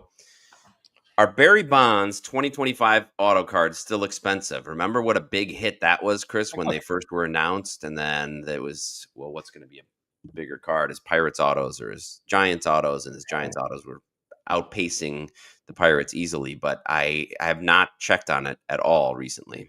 I'm going to take a look right now. By the way, Canes Lance and anyone else, if you're a part of the Spitball on Patreon, please don't hesitate to show us cool cards. Yes. If you get something in the mail that you like, post it. We love especially if you're not on Instagram. If you're on Instagram, post it there, tag us. But if you're not on Instagram, which I know some of you aren't, but you're part of the Spitballing Cards channel and the Spitballing Cards Patreon, definitely post on there because we'd love to see them. Okay. All right. I'm going to jump over to Market Movies here for a minute, Jeff. So this is that's a really cool shot, isn't it? So this is a black parallel. Maybe for the background here, they didn't do the border. That's This is weird. numbered at a 10. I mean, that's a really, man, he's got a great auto. He does. And this just sold at auction for $960. Here's an orange out of 25 with the All-Star Pirates. on the Yeah. Pirates. And that one went for 810. Mike Petty, if you're still here, I'd like to know what you think of Bond's autograph. Yeah, it looks like these Series 2 ones are this All-Star image. And I mean, this is 850 for the unnumbered. Technically, that's the base, I guess. That's a Giant. Yeah. So, yeah, I'm not sure. I would guess the Giants would slightly outsell the Pittsburgh ones, but these are still going for pretty big money, Jeff. Yeah, they are. 800 and up. And you wonder if Topps is gonna leave well enough alone, or if they're gonna try to put him in every single product going forward for the next decade and a half. That's very kind of you to even offer up the possibility. Maybe. Topps leaving well enough alone. Trying to So think positively. this is a red out of 5. Is it the name? Is that The what name is in red. That's the only difference. It's not So even that the border. It's the name on the side. that went for 1,000? Yeah, it is. It is. Okay. I don't hate that. So here's an orange. The name in orange. Okay. And that kind of goes with the orange border. So they Yeah. don't change the border. They just change the Yeah, they just changed the name on the card. So lettering. here's the base, the one that went for 850. Yeah. Yeah, I mean, these are cool, but you do wonder, like Jeff was saying, how many sets is he going to end up in? Right. If we're going to see him in the next 10 sets or 20 or 100. J.E. Ursith bidding on 2 identical Yelich cards. Interested to know what they were. Won them both. One is a national gift for a certain Brewer co-host. Oh. Hmm. I really he has a Stadium Club variation that I think Jeff and a couple have come up recently. It's horizontal, and he's doing a post-game interview with the, whoever that is, the Brewers field reporter. Kind of a cool card. Sophia Minert. Yeah, very cool. That would be a great thing for there to be autos of, maybe at a dual auto. Yeah. But the name color is the parallel. Jim Henske will have little Market Movers patch. We're waiting for that call. We're waiting for that sponsorship call from Market Movers. Chris does pretty well maneuvering around that Market Movers platform. I wonder how many people watching our videos have subscribed to Market Movers just on Chris's deft use of the app. You're right. They should definitely send us some patches. I really feel like, and again, I mean, we're not shilling for it, but there's a lot of functionality on there that I'm still getting used to. I know Jeff is as well. It's a pretty good app. I will say there are times where some of the unpaid stuff does show up as sold, and it takes them a couple days to filter that stuff out, but they do end up correcting that kind of stuff. It feels more, I don't know. I want to trust it more than 130 point. Yeah. 130 points going through their own changes. Oh, so this is Mike. I think Mike asked the other question about Bonds. Bonds gave me a 2007 game used auto bat after 756. That's awesome. That's really cool. I'm honestly a little bit surprised that Bonds would do something like that for anyone. Yeah, I wish we would have asked you more about this, Mike, because lately Bond's been in the news again about being just very difficult with teammates, opposition, press, everything. It'd be interested to know what your interactions were with him after all of that. Of course, for those of you who don't know, Mike Bassett gave up number 756 to Barry Bonds, and there's not only did we get to meet Mike this week when we went to the Angels game, but he signed a hat for my son Huey and wrote 756 with the date on there of that. So that's really cool. Just a huge moment in baseball history. Yeah, good or bad. I mean, well, I don't know if I'd say good or bad. Probably Bill Buckner and Nelson Cruz might argue, but you guys we will see highlights of Mike Bassett forever. I think that's kind of a cool thing. You're part of baseball immortality. Absolutely. Immortality. Yeah. Oh, a quick response. Thank you. Very little, a couple conversations after the homer. I'd say that's probably more than 98% of people in baseball got. So I think you're ahead of the game. Yeah. I mean, yeah. So Jeff, I was going to show a quick picture. Yeah. From yesterday. Do you mind if an image of Huey makes his debut? No, that's fine. From Wednesday? Yeah, Yeah. yeah. So this was very cool. Yeah. Yes. So yeah, Mike was kind enough to allow us into his radio booth, and Jeff's son Huey got to be got his little radio unofficial, got Little to unofficial radio debut. yeah. Yeah. He got to talk with the producer on the with his on his headphones. But really appreciate Mike. And for those of you who are watching, Chris wasn't on the air the time when Mike invited us. He probably didn't want Chris to go. It was just me and Jake. But as you could see there in the middle, Jake Shortprint today also came with us, and we got to see some batting practice from the field, which was incredible. Chris got up close and personal with Adolis Garcia, which is a lifelong dream of his. Yeah, But it was just arm wrestling. He was kind enough to say no. it was a lot of fun before the game, and then during the game, Mike also invited us to come up and watch an inning. We got to see the Rangers take the lead during that inning on a huge Simeon home run Yes. to left, which was a lot of fun. And the game went back and forth. We saw 2 Trout home runs. We almost thought we saw a third one, but he ended up flying out to straightaway center.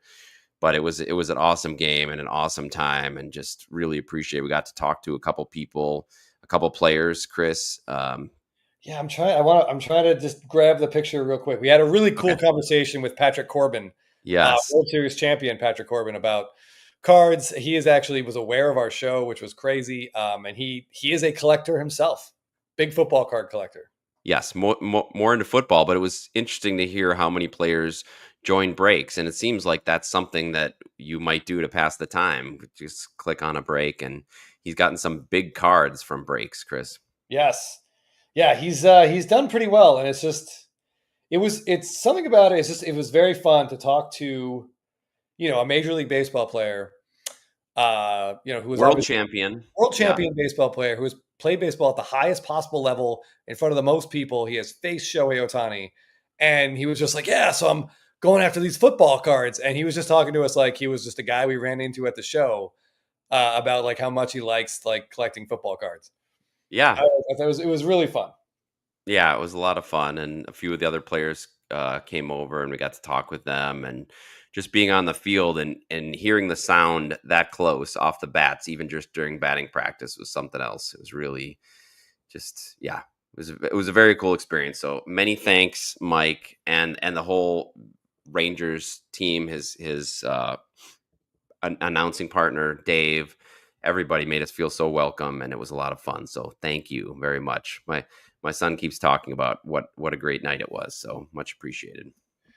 Yeah, I just wanted to real quick. Hold on, where is the window I'm trying to get to? Here it is. Oh, not that. Oh boy. Okay. Yeah, so here's a quick picture that thankfully short print today Jake was able to snap for me.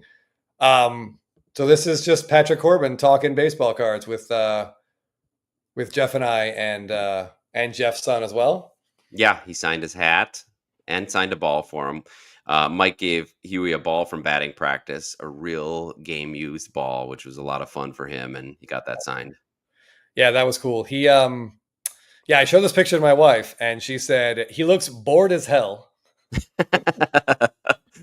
He didn't seem bored. I mean, maybe eventually he got bored talking I think about that was just she just wanted to stick a knife in, and she was like, and I know the feeling. And I'm like, all right, take it easy. Oh no, I think he probably felt like maybe some people that he talks to thinks he's a card dork, and he's like, well, here's a couple more card dorks, we can talk about it. So yeah, that was at least fun. the loser in the Stadium Club shirt. I mean, I've got my top shirt on. You've got your Stadium Club shirt on. Yeah. He's like, all right, I'm gonna let my inner nerd fly for a few minutes here. What could go wrong? Actually, so Huey is wearing a Rangers hat. We went to Lids and he picked that one out specifically. He wanted to get a Rangers hat, and since they are in the American League, then he felt like he could have a second favorite team. So I wouldn't say all the way to your side. Text Rangers PC.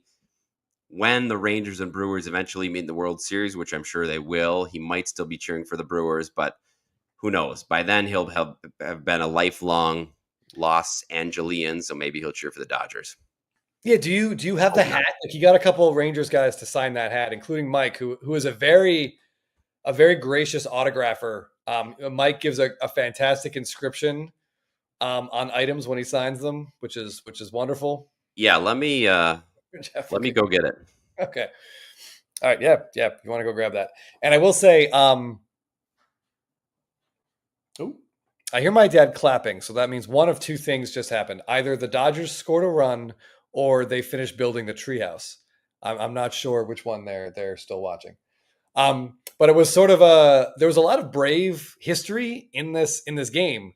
Luke Jackson, formerly Braves reliever, is the Ranger reliever who blew the game, and that felt to me, it felt like I was watching a Braves game again, and it was sort of like irony. I'm not really sure what irony means, but was it ironic that he gave up an absolute bomb to Jorge Soler that gave me some like World Series flashbacks?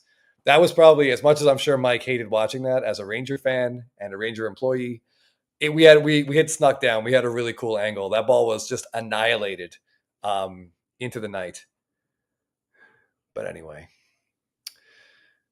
Yes, and as M. Parson says, we have retired from bench pressing. My wife had a number in mind. I don't know if she's okay with me saying it, so I won't say it, but she hit it.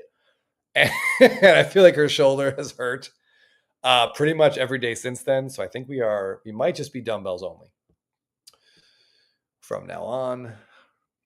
Oh, Ohtani bomb. There you go. That's exactly what he was clapping about. Hopefully no one fell out of the Night Train, I gotta be honest, like Patrick Corbin is a tall man. Like he's a pitcher, he's a Major League Baseball pitcher. I had to be like 6'4". I am trying to look taller in this photo as best I can. But I wanted to say, I asked him, he had I don't know if he was generally aware of a Shohei Ohtani card that we have. So I showed it to him, and he was like, it was cool to talk to him about the card. And then I asked him, I was like, you're a pitcher. You're in the AL West. Like, have you faced Shohei Ohtani? And he was as calm and cool about it. He's like, yeah, I have. And I was like, well, how did it go? And he's like, well, he's like, I'm left-handed, so I've done pretty well with him. I was just like, it was the coolest thing, because inside he wanted to be like, I struck that guy, like something like that, like real energetic. But he was just like, whatever. I got him out a few times. It's not a big deal. Oh, Trout Collector, look at this offer. Another offer to come down the 5 to visit Anaheim. Oh, yeah. I hope he means to bed. Yeah. Chris comes from a pet household, and when you talk about putting someone down, they don't have the same ideas on the of what that means as us parents. Okay, before Jeff shows the hat, I got the green light. My wife was okaying me to say this. So her bench progress was very impressive. She was going up at a rate faster than I was. She actually got her PR is 1 clean rep on 155 pounds, which, if you're familiar with the gym, is a 45 and a 10 on either side. And she had a lot of women at the gym, like, watching her do this and talk to her afterwards. And so that was very, very cool. And she sort of, squeezed the tears of whatever damage had been done to her shoulder. She squeezed them back for at least her public face. 1 for 9 off Corbin. I bet. I mean, yeah, he'd be good. I would strut around if I had those kind of numbers. Off Corbin or I want to show this hat. Yeah. Okay. Let me stop sharing here. Here we go. Here, let me see. Here's Patrick Corbin's signature. Nice. Here's LA legend Jock Peterson's autograph. And baseball and Blabbin legend Mike Bassick's auto. Let me see if I can turn this. There it is, right there. Yeah. Yep. Complete with the date. Look at that. Yeah, that hat was perfect for autos with the light blue on the top there. Yep. It's like their City Connect hat. So yes, Chris wore it last night to his postseason celebration. Was the envy of all the kids on the wiffle ball field.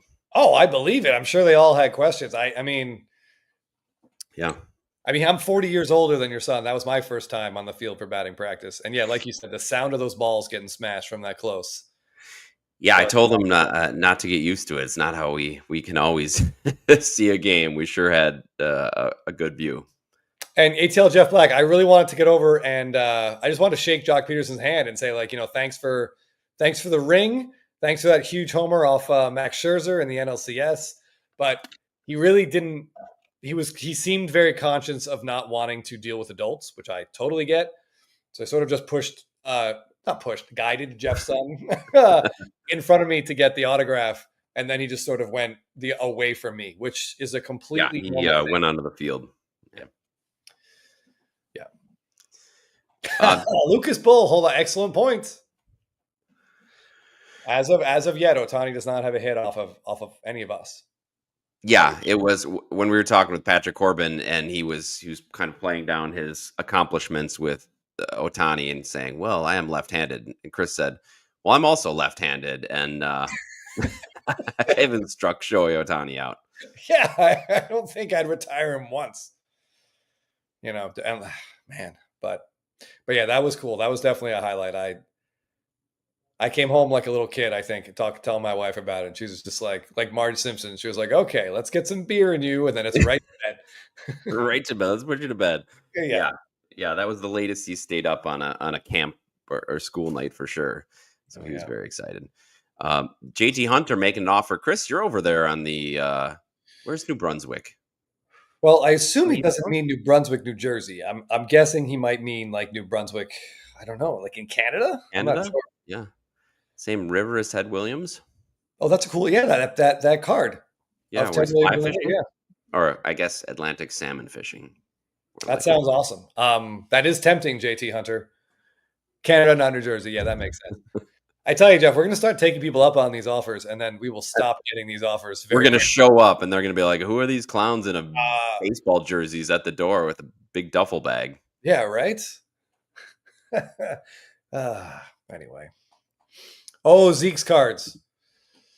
So we were in the family section, but it was not very densely populated. So there may have been some relatives, but they did not stick around long because I can comfortably tell you, I've been to a lot of baseball games. I'm sure Jeff has been to a lot of baseball games. In the first row of the handicap section, which was about 3 or 4 rows behind us, were right on the concourse. Yeah. Were the two most annoying human beings to ever attend a Major League Baseball game. They did not stop screaming for we heard them into the 6th inning, Jeff. Yeah. My son looked over at me a couple times with questions. One was, are they ever going to be quiet?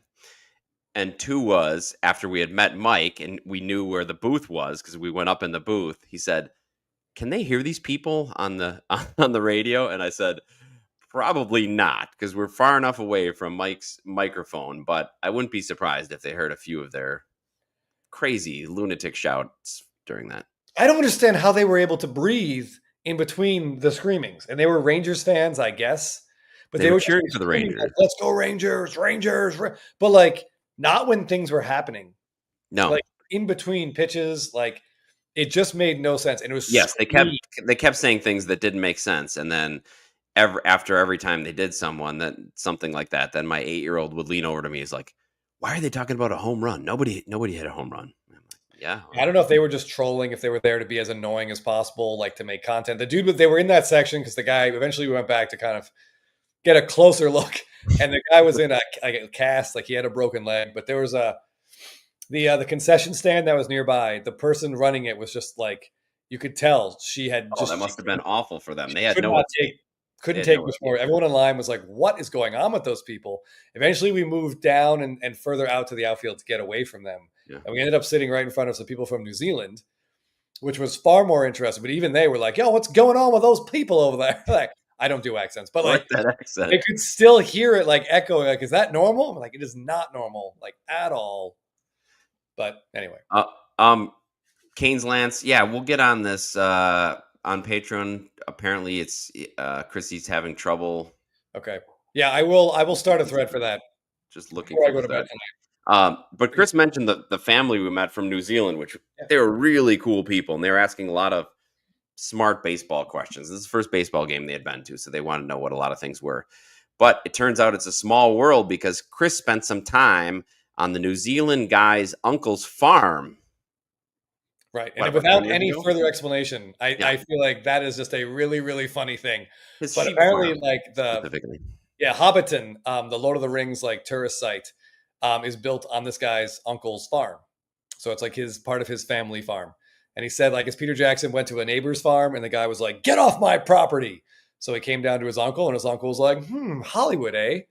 And he's like, "We've made like he was just laughing about how much money his uncle has made from that like very simple decision. He's like, "My uncle didn't have to do anything. It was like just." Anyway, so that was crazy to meet someone from New Zealand and be like, "Oh, I've been on your family farm." Yeah. That was kind of fun. And it's still the tourist attraction is still running Yep. there. Oh, They're and still with making money. new stuff going up, every year. They have a full bar in there. You get like some Hobbit beer, which is just Hmm. probably just Bud Light, but in a Hobbit mug, Yeah. which is delicious, I have to say. Hmm. Mad City Brew. It's not fair that you're allowed to talk to Braves players and I can't even look at Brewers cards. That feels like something is uneven there, right, Jeff? Yeah, that's was there any cursing? I mean, curse were any curses happening is what I'm trying to say. There you go. Did Drake Baldwin go 0 for 4 with 4 strikeouts in the subsequent game? He homered a couple days ago. So yeah, maybe you're helping him. So if so, thank you. I didn't see that Mizorowski got named to the team, but everybody's talking about it. So That's um, really cool. after 25 innings, that's great. Yeah, Yeah, it's kind of an insult to some other National League pitchers, but I think it's great. People want to watch that kid pitch, and that's what the All-Star Game's all about. yeah, yeah. She might move to a winner. Wow. Yeah. I mean, that's He's got a better chance of making the playoffs. he does. Like over the next 5 years, he's got a better chance of making the playoffs. Yeah. Okay. As we wind down here, there were two. Hold on, make sure I get this right. I think there were two eBay sales that I wanted to pull up. Which let me see if I can find them now, Jeff. So many tabs. All right. While I'm pulling these up, I think we all have a question for you that we're all dying to know the answer to. Okay. Yeah. When and if are you going to get a haircut? I know it's getting kind of long. And maybe because it's getting thinner in the back, I feel like maybe by having it long, it makes me feel like I actually still have a good amount of hair. Oh, here we No, go. I think I'm going to go get it cut soon. Although I do have to say, it would look pretty great if I just parted it down the middle and let it kind of have a feather effect for a certain 90s show that I am occasionally on board. So maybe it'll give me more screen time if I get a little have a little mullet growing in the back, if I let it grow a little back here. So we'll see. Okay. The mohawk, yeah, maybe that's it. I was gonna say, Tom first Cruise of all, Magnolia. yeah, first of all, I like it, and I think you should just let it ride for another like 3 or 4 weeks. And secondly, this should be the goal, and I want you guys to tell me what you think. This is what I want to see when we go to the West Coast Card Show in August. I want you rocking this. If you will go with this hairstyle, I will get you this jersey. It's not going to be long enough in the back. It's not going to be long enough by then. Well, that's like 5 weeks from now. So you mean just basically shave this part? You got to go full mullet. Full mullet. Yeah. That would be pretty fun. Yeah, I might have to do that. I think it's definitely worth it. That's the kind of thing actors do, right? Yeah. They try out new looks all the time. They'd be like, "Who's the?" They might think I'm Bobby Witt Senior because I have so much gray hair. Hey, there's a solution to that as well, but obviously I'm not a big fan of it. Oh, Either. there's many pictures of me with a mullet growing up in the late '80s. Huh. The mullitude. I had the hair down pretty far. Wow. We're gonna have to get some photographic proof of that for next week, I think. Match, We do. you know what we could do? We could go to the tag booth, match this pose, and get a card made. Now we're talking. Now we're talking. By the way, I just want to point out Texas Rangers PC. I laughed at this. This is very funny. Timmy Two Hobby says, what would Dalton Baseman do?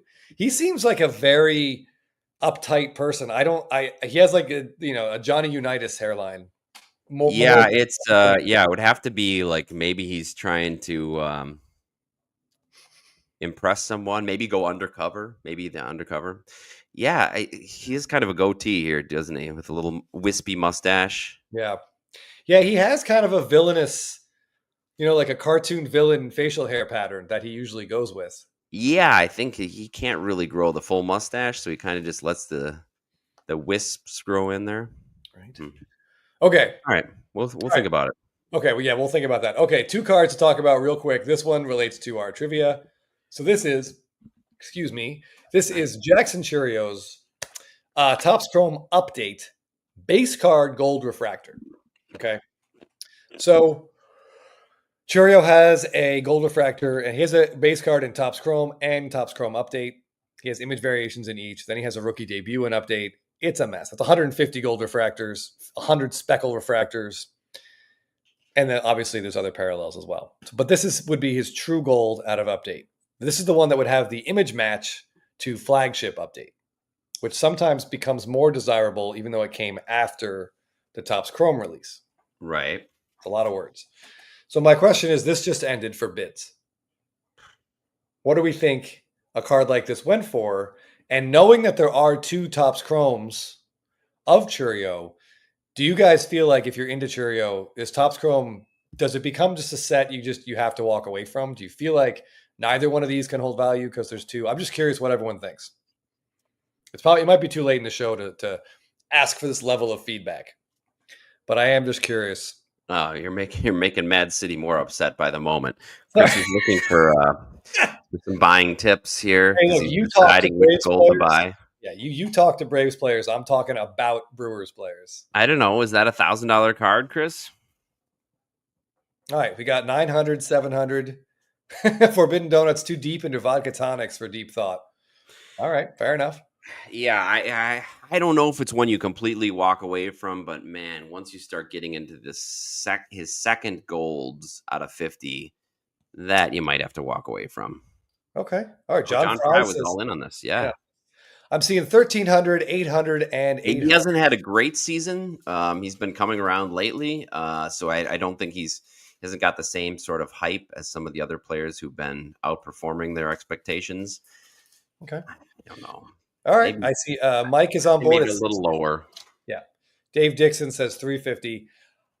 I will tell you guys, one of you is really, really close. And selfish, I'm in your camp if I'm being I think there's too many. I think there's too many golds that it will become difficult to know which one is which, especially if they aren't slabbed. Who knows? But anyway, let me show you guys what this sold for. Wow. $380. Cheap. Dave, almost right on the mark. Yeah, Dave Dixon, you were right there. Well done. Yeah, so I don't know. It seems like there's just a lot. There's just a lot of Chourios. And that was sort of the Yeah. I mean, there's too many to know what's good, right? yeah, exactly. And I just feel like with all these guys, that's how many there were in 2024. Think about how many James Woods there's going to be by this point in 2026, Jeff. Yeah. Peanut butter, that's funny. And this is a true gold. I mean, we're not talking about the Ray Waves, the Shimmers. This is a true gold rookie. Wow. Yeah. I was surprised. Yes, I mean, it's reaffirming my belief that it's best to stick with his SSPs for now.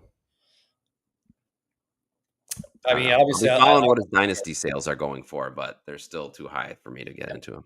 Yeah, obviously, I'm on board with that as well. Oh, Forbidden Donut, I think, yeah, this is basically where we land. Yeah, I think those are 2 excellent. And that's largely image dependent on the Golden Mirror. If it's great, like Chourio's Gatorade bath, I don't think you can ask for more than that. I mean, Soto set the tone for that in 2018. So there's the little history there. 1,800 for Dynasty. Doesn't even pay for a box, Jeff. That's crazy. That's absolutely nuts. Doesn't even pay for a box. Wow. Oh boy. ATL Jeff Black, I'm going to say yes. But who knows? The more Chourio cards, the less. I mean, it's called playing the percentages. Well, that's true because the more Chourio cards, the less Chris is going to buy one. So that's probably true. Air Jordan with a nice hit in his dynasty break. Hopefully, Congratulations on that. Yeah, hopefully that's a nice hit. yeah. Forbidden Donut. We talked about this on a spitball, and I'm not sure if it's the one we released or not, but Yeah, it yeah, is. I heard it. Yeah. just some insane Pete Crow Armstrong dynasty sales. Right, going for more than Bobby Witt's dynasty cards. Yeah, yeah. I mean, just really think about that. I mean, then again, maybe he goes 50-50 this year. But man, it feels like Pete Crow Armstrong cards, as exciting as he is to watch, Jeff, and as much hype is around him, and as much as I would love to own some Pete Crow Armstrongs, it feels like now is just the worst time. Like they will be cheaper. And if you have some, which some people that have been following us, fans of the show, bought in the off season, kudos to them. Yeah, well played. Sell. Yep, a lot of them selling now. ATL Jeff Black, I did not see. I saw the card, but I didn't see what it sold for. My God, $7,400 for Pete Crow Armstrong's base dynasty. So that's out of 10, and I think he's got how many cards in the set does he have? Oof. Oof. Yeah, Ron. I mean, the markets are very different, but should they be? One plays for the Royals, obviously, who are struggling. One plays for a huge franchise with the Cubs. But what PCA has accomplished versus what Witt's accomplished so far, it seems like I don't know. Yeah. Seems like paying double for a PCA is a little much. Yeah, yeah. Bobby Witt has a second runner-up MVP finish already in his career. He plays shortstop. PCA is in his breakout season. A lot of guys have this season, and they don't have it again.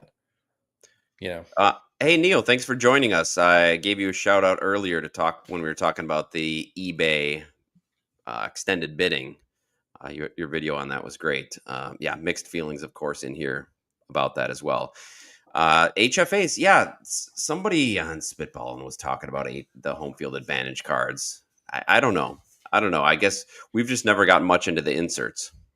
Yeah, it's just some of them do look fantastic, though. I have to say, but yeah, I just haven't. I'm not drawn to them for whatever reason. To each their own. Yeah. If those speak to you, then yeah. I mean, they're some of the best looking insert cards out there. I like how those look. I like how the Bowman Chrome spotlights look, especially now that they're rarer. Yeah. More rare. Yeah, Night Train Witt is stuck in Kansas City. I don't know, like if he stays there for his whole career, though, isn't that a good thing for his cards? I feel like it is. Yeah, he'll have the one team bump, the one franchise bump, but maybe not necessarily the postseason bump. But that division is a winnable division. They should be able to compete in that division. Yes, yeah, definitely. And then they just got to get lucky in the 5-game series after that. Yeah, Forbidden Donut agreed. When you're looking at the price of a PCA dynasty, and you could get an Ohtani 2018 black, perhaps you get a 9 for sure. Yeah, somewhere around there. Yeah, I give me the Ohtanis all day long, and if I'm choosing between the black and the SSP, oh boy, I think I would take the Series 2 black over the SSP. But man, those SSPs are great for Ohtani. Speaking of low pops, Neil says the PSA 10 pops on HFAs are low, which I believe it. Yeah, then you might get what we were talking about earlier with the Topps Black PSA 10s. You might get that huge premium on those. Mike, 100%. I am so excited for the World Baseball Classic. As we get closer, like early next year, Jeff and I are going to talk about it nonstop. That last at bat last year got, I think, every single player excited for it, and they want to be a part of it. Yep. Those dynasty cards look great. The dynasty, WBC cards look awesome. Now that the pitchers, Skeen's already said he wants to take part. They're going to get some of the top tier pitchers in there. I'm really excited about that. Yeah, that's going to be a lot of fun. And I just hope that that's not followed soon after by the work stoppage. That would just be devastating for the 2027-28 seasons. So I'm very excited for the WBC. I don't like talking about that this late at night. I don't want to think about it when my head's on the I know. We'll have nightmares about it for sure. Right. Yeah. Um, Yeah, these Chrome Helix cards. I know our buddy Teapot is a big fan of those as well. They do look good. They look very similar to is it the Panini Color Blast, Jeff? Yeah, that's right. Again, Color I don't Blast. do other sports. Yeah, Freddie plays for Canada. Yep. Proud Canadian. Yes, in honor of his mom. Okay, last eBay sale. Yeah, Forbidden Donut. That's Starting to get there. yeah, I mean, Who signed this card? Surely not Jackson Merrill. all right. Okay. So this is Jackson Merrill's Topps Chrome Gold rookie auto. And these were some of the first rookie autos Jackson Merrill signed. Of And course. this is as complete an auto as we get. Yeah. And not all of his Topps Chromes, Jeff, look this good. Some of the parallels, he lost interest probably about halfway through. This one looks great. Does something like this, does it get like a premium because the auto is good and we see so many J's now? That something like this with what at least appears to be a J and an M and we'll say a couple L's. Yeah, I absolutely think it does. And the more people, it depends how he does. If he continues to play well and his career continues on the trajectory which we think it might, then yes, these full autos are going to make a huge difference and command a big premium, especially if the J's keep continuing. Yeah, right. Plus, yeah, this is a gold. Random question. Bardamu asks if I own a cat or a dog. We had a dog. My wife and I have always had. We were generally dog people. Our dog passed away about I want to say it's like 3 months ago, 2 or 3 months ago now. We will be on the lookout for multiple dogs in the next couple of months. Yeah, the house So is if you have dogs in the LA area, beware. Keep a leash on them. Yes, You're I walking will be around out Chris's there neighborhood. scooping up cute dogs. Anyway, this Jackson Merrill. To wrap us all up here, this was up for bids, and I'm curious what you guys think a card like this would end at with a good autograph. Neo, we just found out about it. Yeah. Maybe like 15, 20 minutes ago. Yes, we just found out about the Miz. So I don't even know. Was he an injury? Obviously, an injury replacement or a starter replacement. I know McGill already was taking Freddie Peralta's spot. And I mean, Chris Sale was put on the team, but he obviously won't pitch. So maybe he's replacing Sale. I'm not sure. One tall, skinny guy for another tall, skinny guy. Lanky guy for lanky guy. Yeah, I mean, Yep. Yeah, no, it's very exciting. I think it's exciting for baseball. The All-Star game, there's going to be players who don't get there that should, and vice versa, especially with having to have somebody from every team. But I love the fact that they get young, exciting players in because that's what's going to get the excitement of the young people, and that's what we really need. Yeah. No one's going to get pumped up to see Merrill Kelly throw an inning in the All-Star game, but this dude coming out of the bullpen throwing 102, Yeah, that's going to be exciting. Yeah. That's going to be really, really fun to watch. Yeah, Josh Soto should be there. But all right, Chris, back to this card. Yeah, the Soto snub. How do players put Tatis in there instead of Soto? Like what ridiculous. Number? Absolutely ridiculous. Soto literally, I mean, Tatis has a PED suspension. You would think the other players you wouldn't want him, but anyway, whatever. I guess that shows how much they care about that. Right, exactly. Yeah. Okay.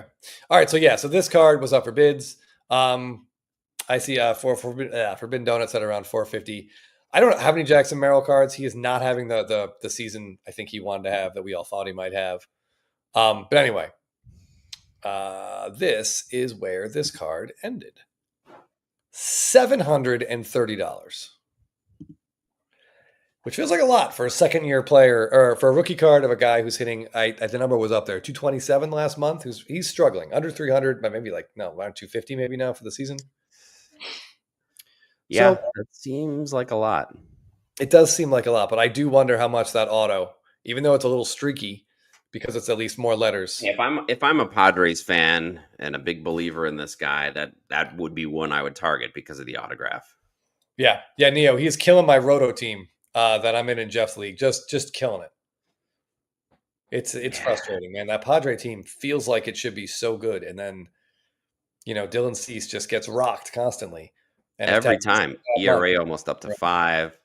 You got Xander Bogaerts, for better or worse, filling a lineup spot.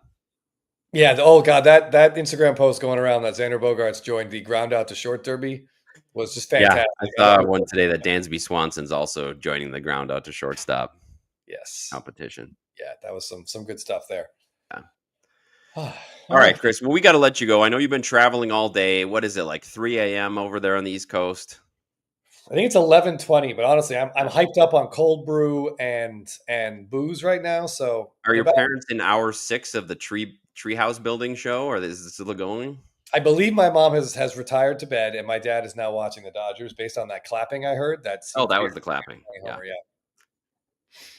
Blacksmiths wants to keep Thanks for going. joining. Yeah, late night Friday stream. I don't have to get up early, but I'm sure Jeff does. I do. In fact, we've got basketball tomorrow, and tomorrow, Chris, is photo day. So our game starts at 9, but we've got to be there at 8 o'clock for the photos, which take all of about 5 minutes. So we have to get there early enough to be ready for the photos, and then I got to be wrangling 7 and 8-year-olds for an hour before our game starts. So, yeah, it's going to be. Oh boy, are you helping to coach? Oh yeah, yep. I'm co-coaching. Man, good stuff. All right. Then we'll come home and go to bed. New Brunswick. All right. Well, yeah. Everyone enjoy your weekends. Please be safe. Call your parents, call your friends, call your family. I'm excited. I'm going to see my cousin on Sunday. He's coming to town for my dad's birthday. I get to see him like 2 or 3 times a year. We're about the same age. We're both extremely weird with demented senses of humor. So it's always fun to hang out with him. I'm looking forward to it. Sounds like a perfect recipe. Throw some drinks in there and you'll be good to go. Sure. He makes an espresso martini that is very, very vodka heavy. So it's weird to feel your heart both speed up and slow down at what feels like the same time. Is pounding out your ears as you go. Yeah, right. All right. Well, thanks everybody for joining us. We were hoping to get to 4,000 subscribers by the end of the year, Chris, and we might even get there by the time you go to the Nationals. So thank you everybody for subscribing. If you haven't yet, please do so. Hit the like and subscribe. And remember, we do now have that eBay affiliate link. So if you're going to go buy some 87 wax, click that link and we'll get a new microphone. Hey, Prof, I'm sorry, buddy. We run out of steam here. It's been 2 hours and 16 minutes, but thanks for joining. Yes, thanks for joining us. Go back and watch it. Maybe you'll find something useful. But yeah. All right. Well, until then, everybody, enjoy your weekends. We're going to play us out here a little bit. Yeah. Oh, yeah. So, Chris, I got my Masters of the Universe. Yes. I didn't bring my He-Man Cup cross country with me. It didn't make it. I figured one of us needed it. Yes. He-Man Cup, so. There's a quota we have to meet. Yeah. Our sponsorship. All right. Cheers, everybody. Thank you. We'll see you soon.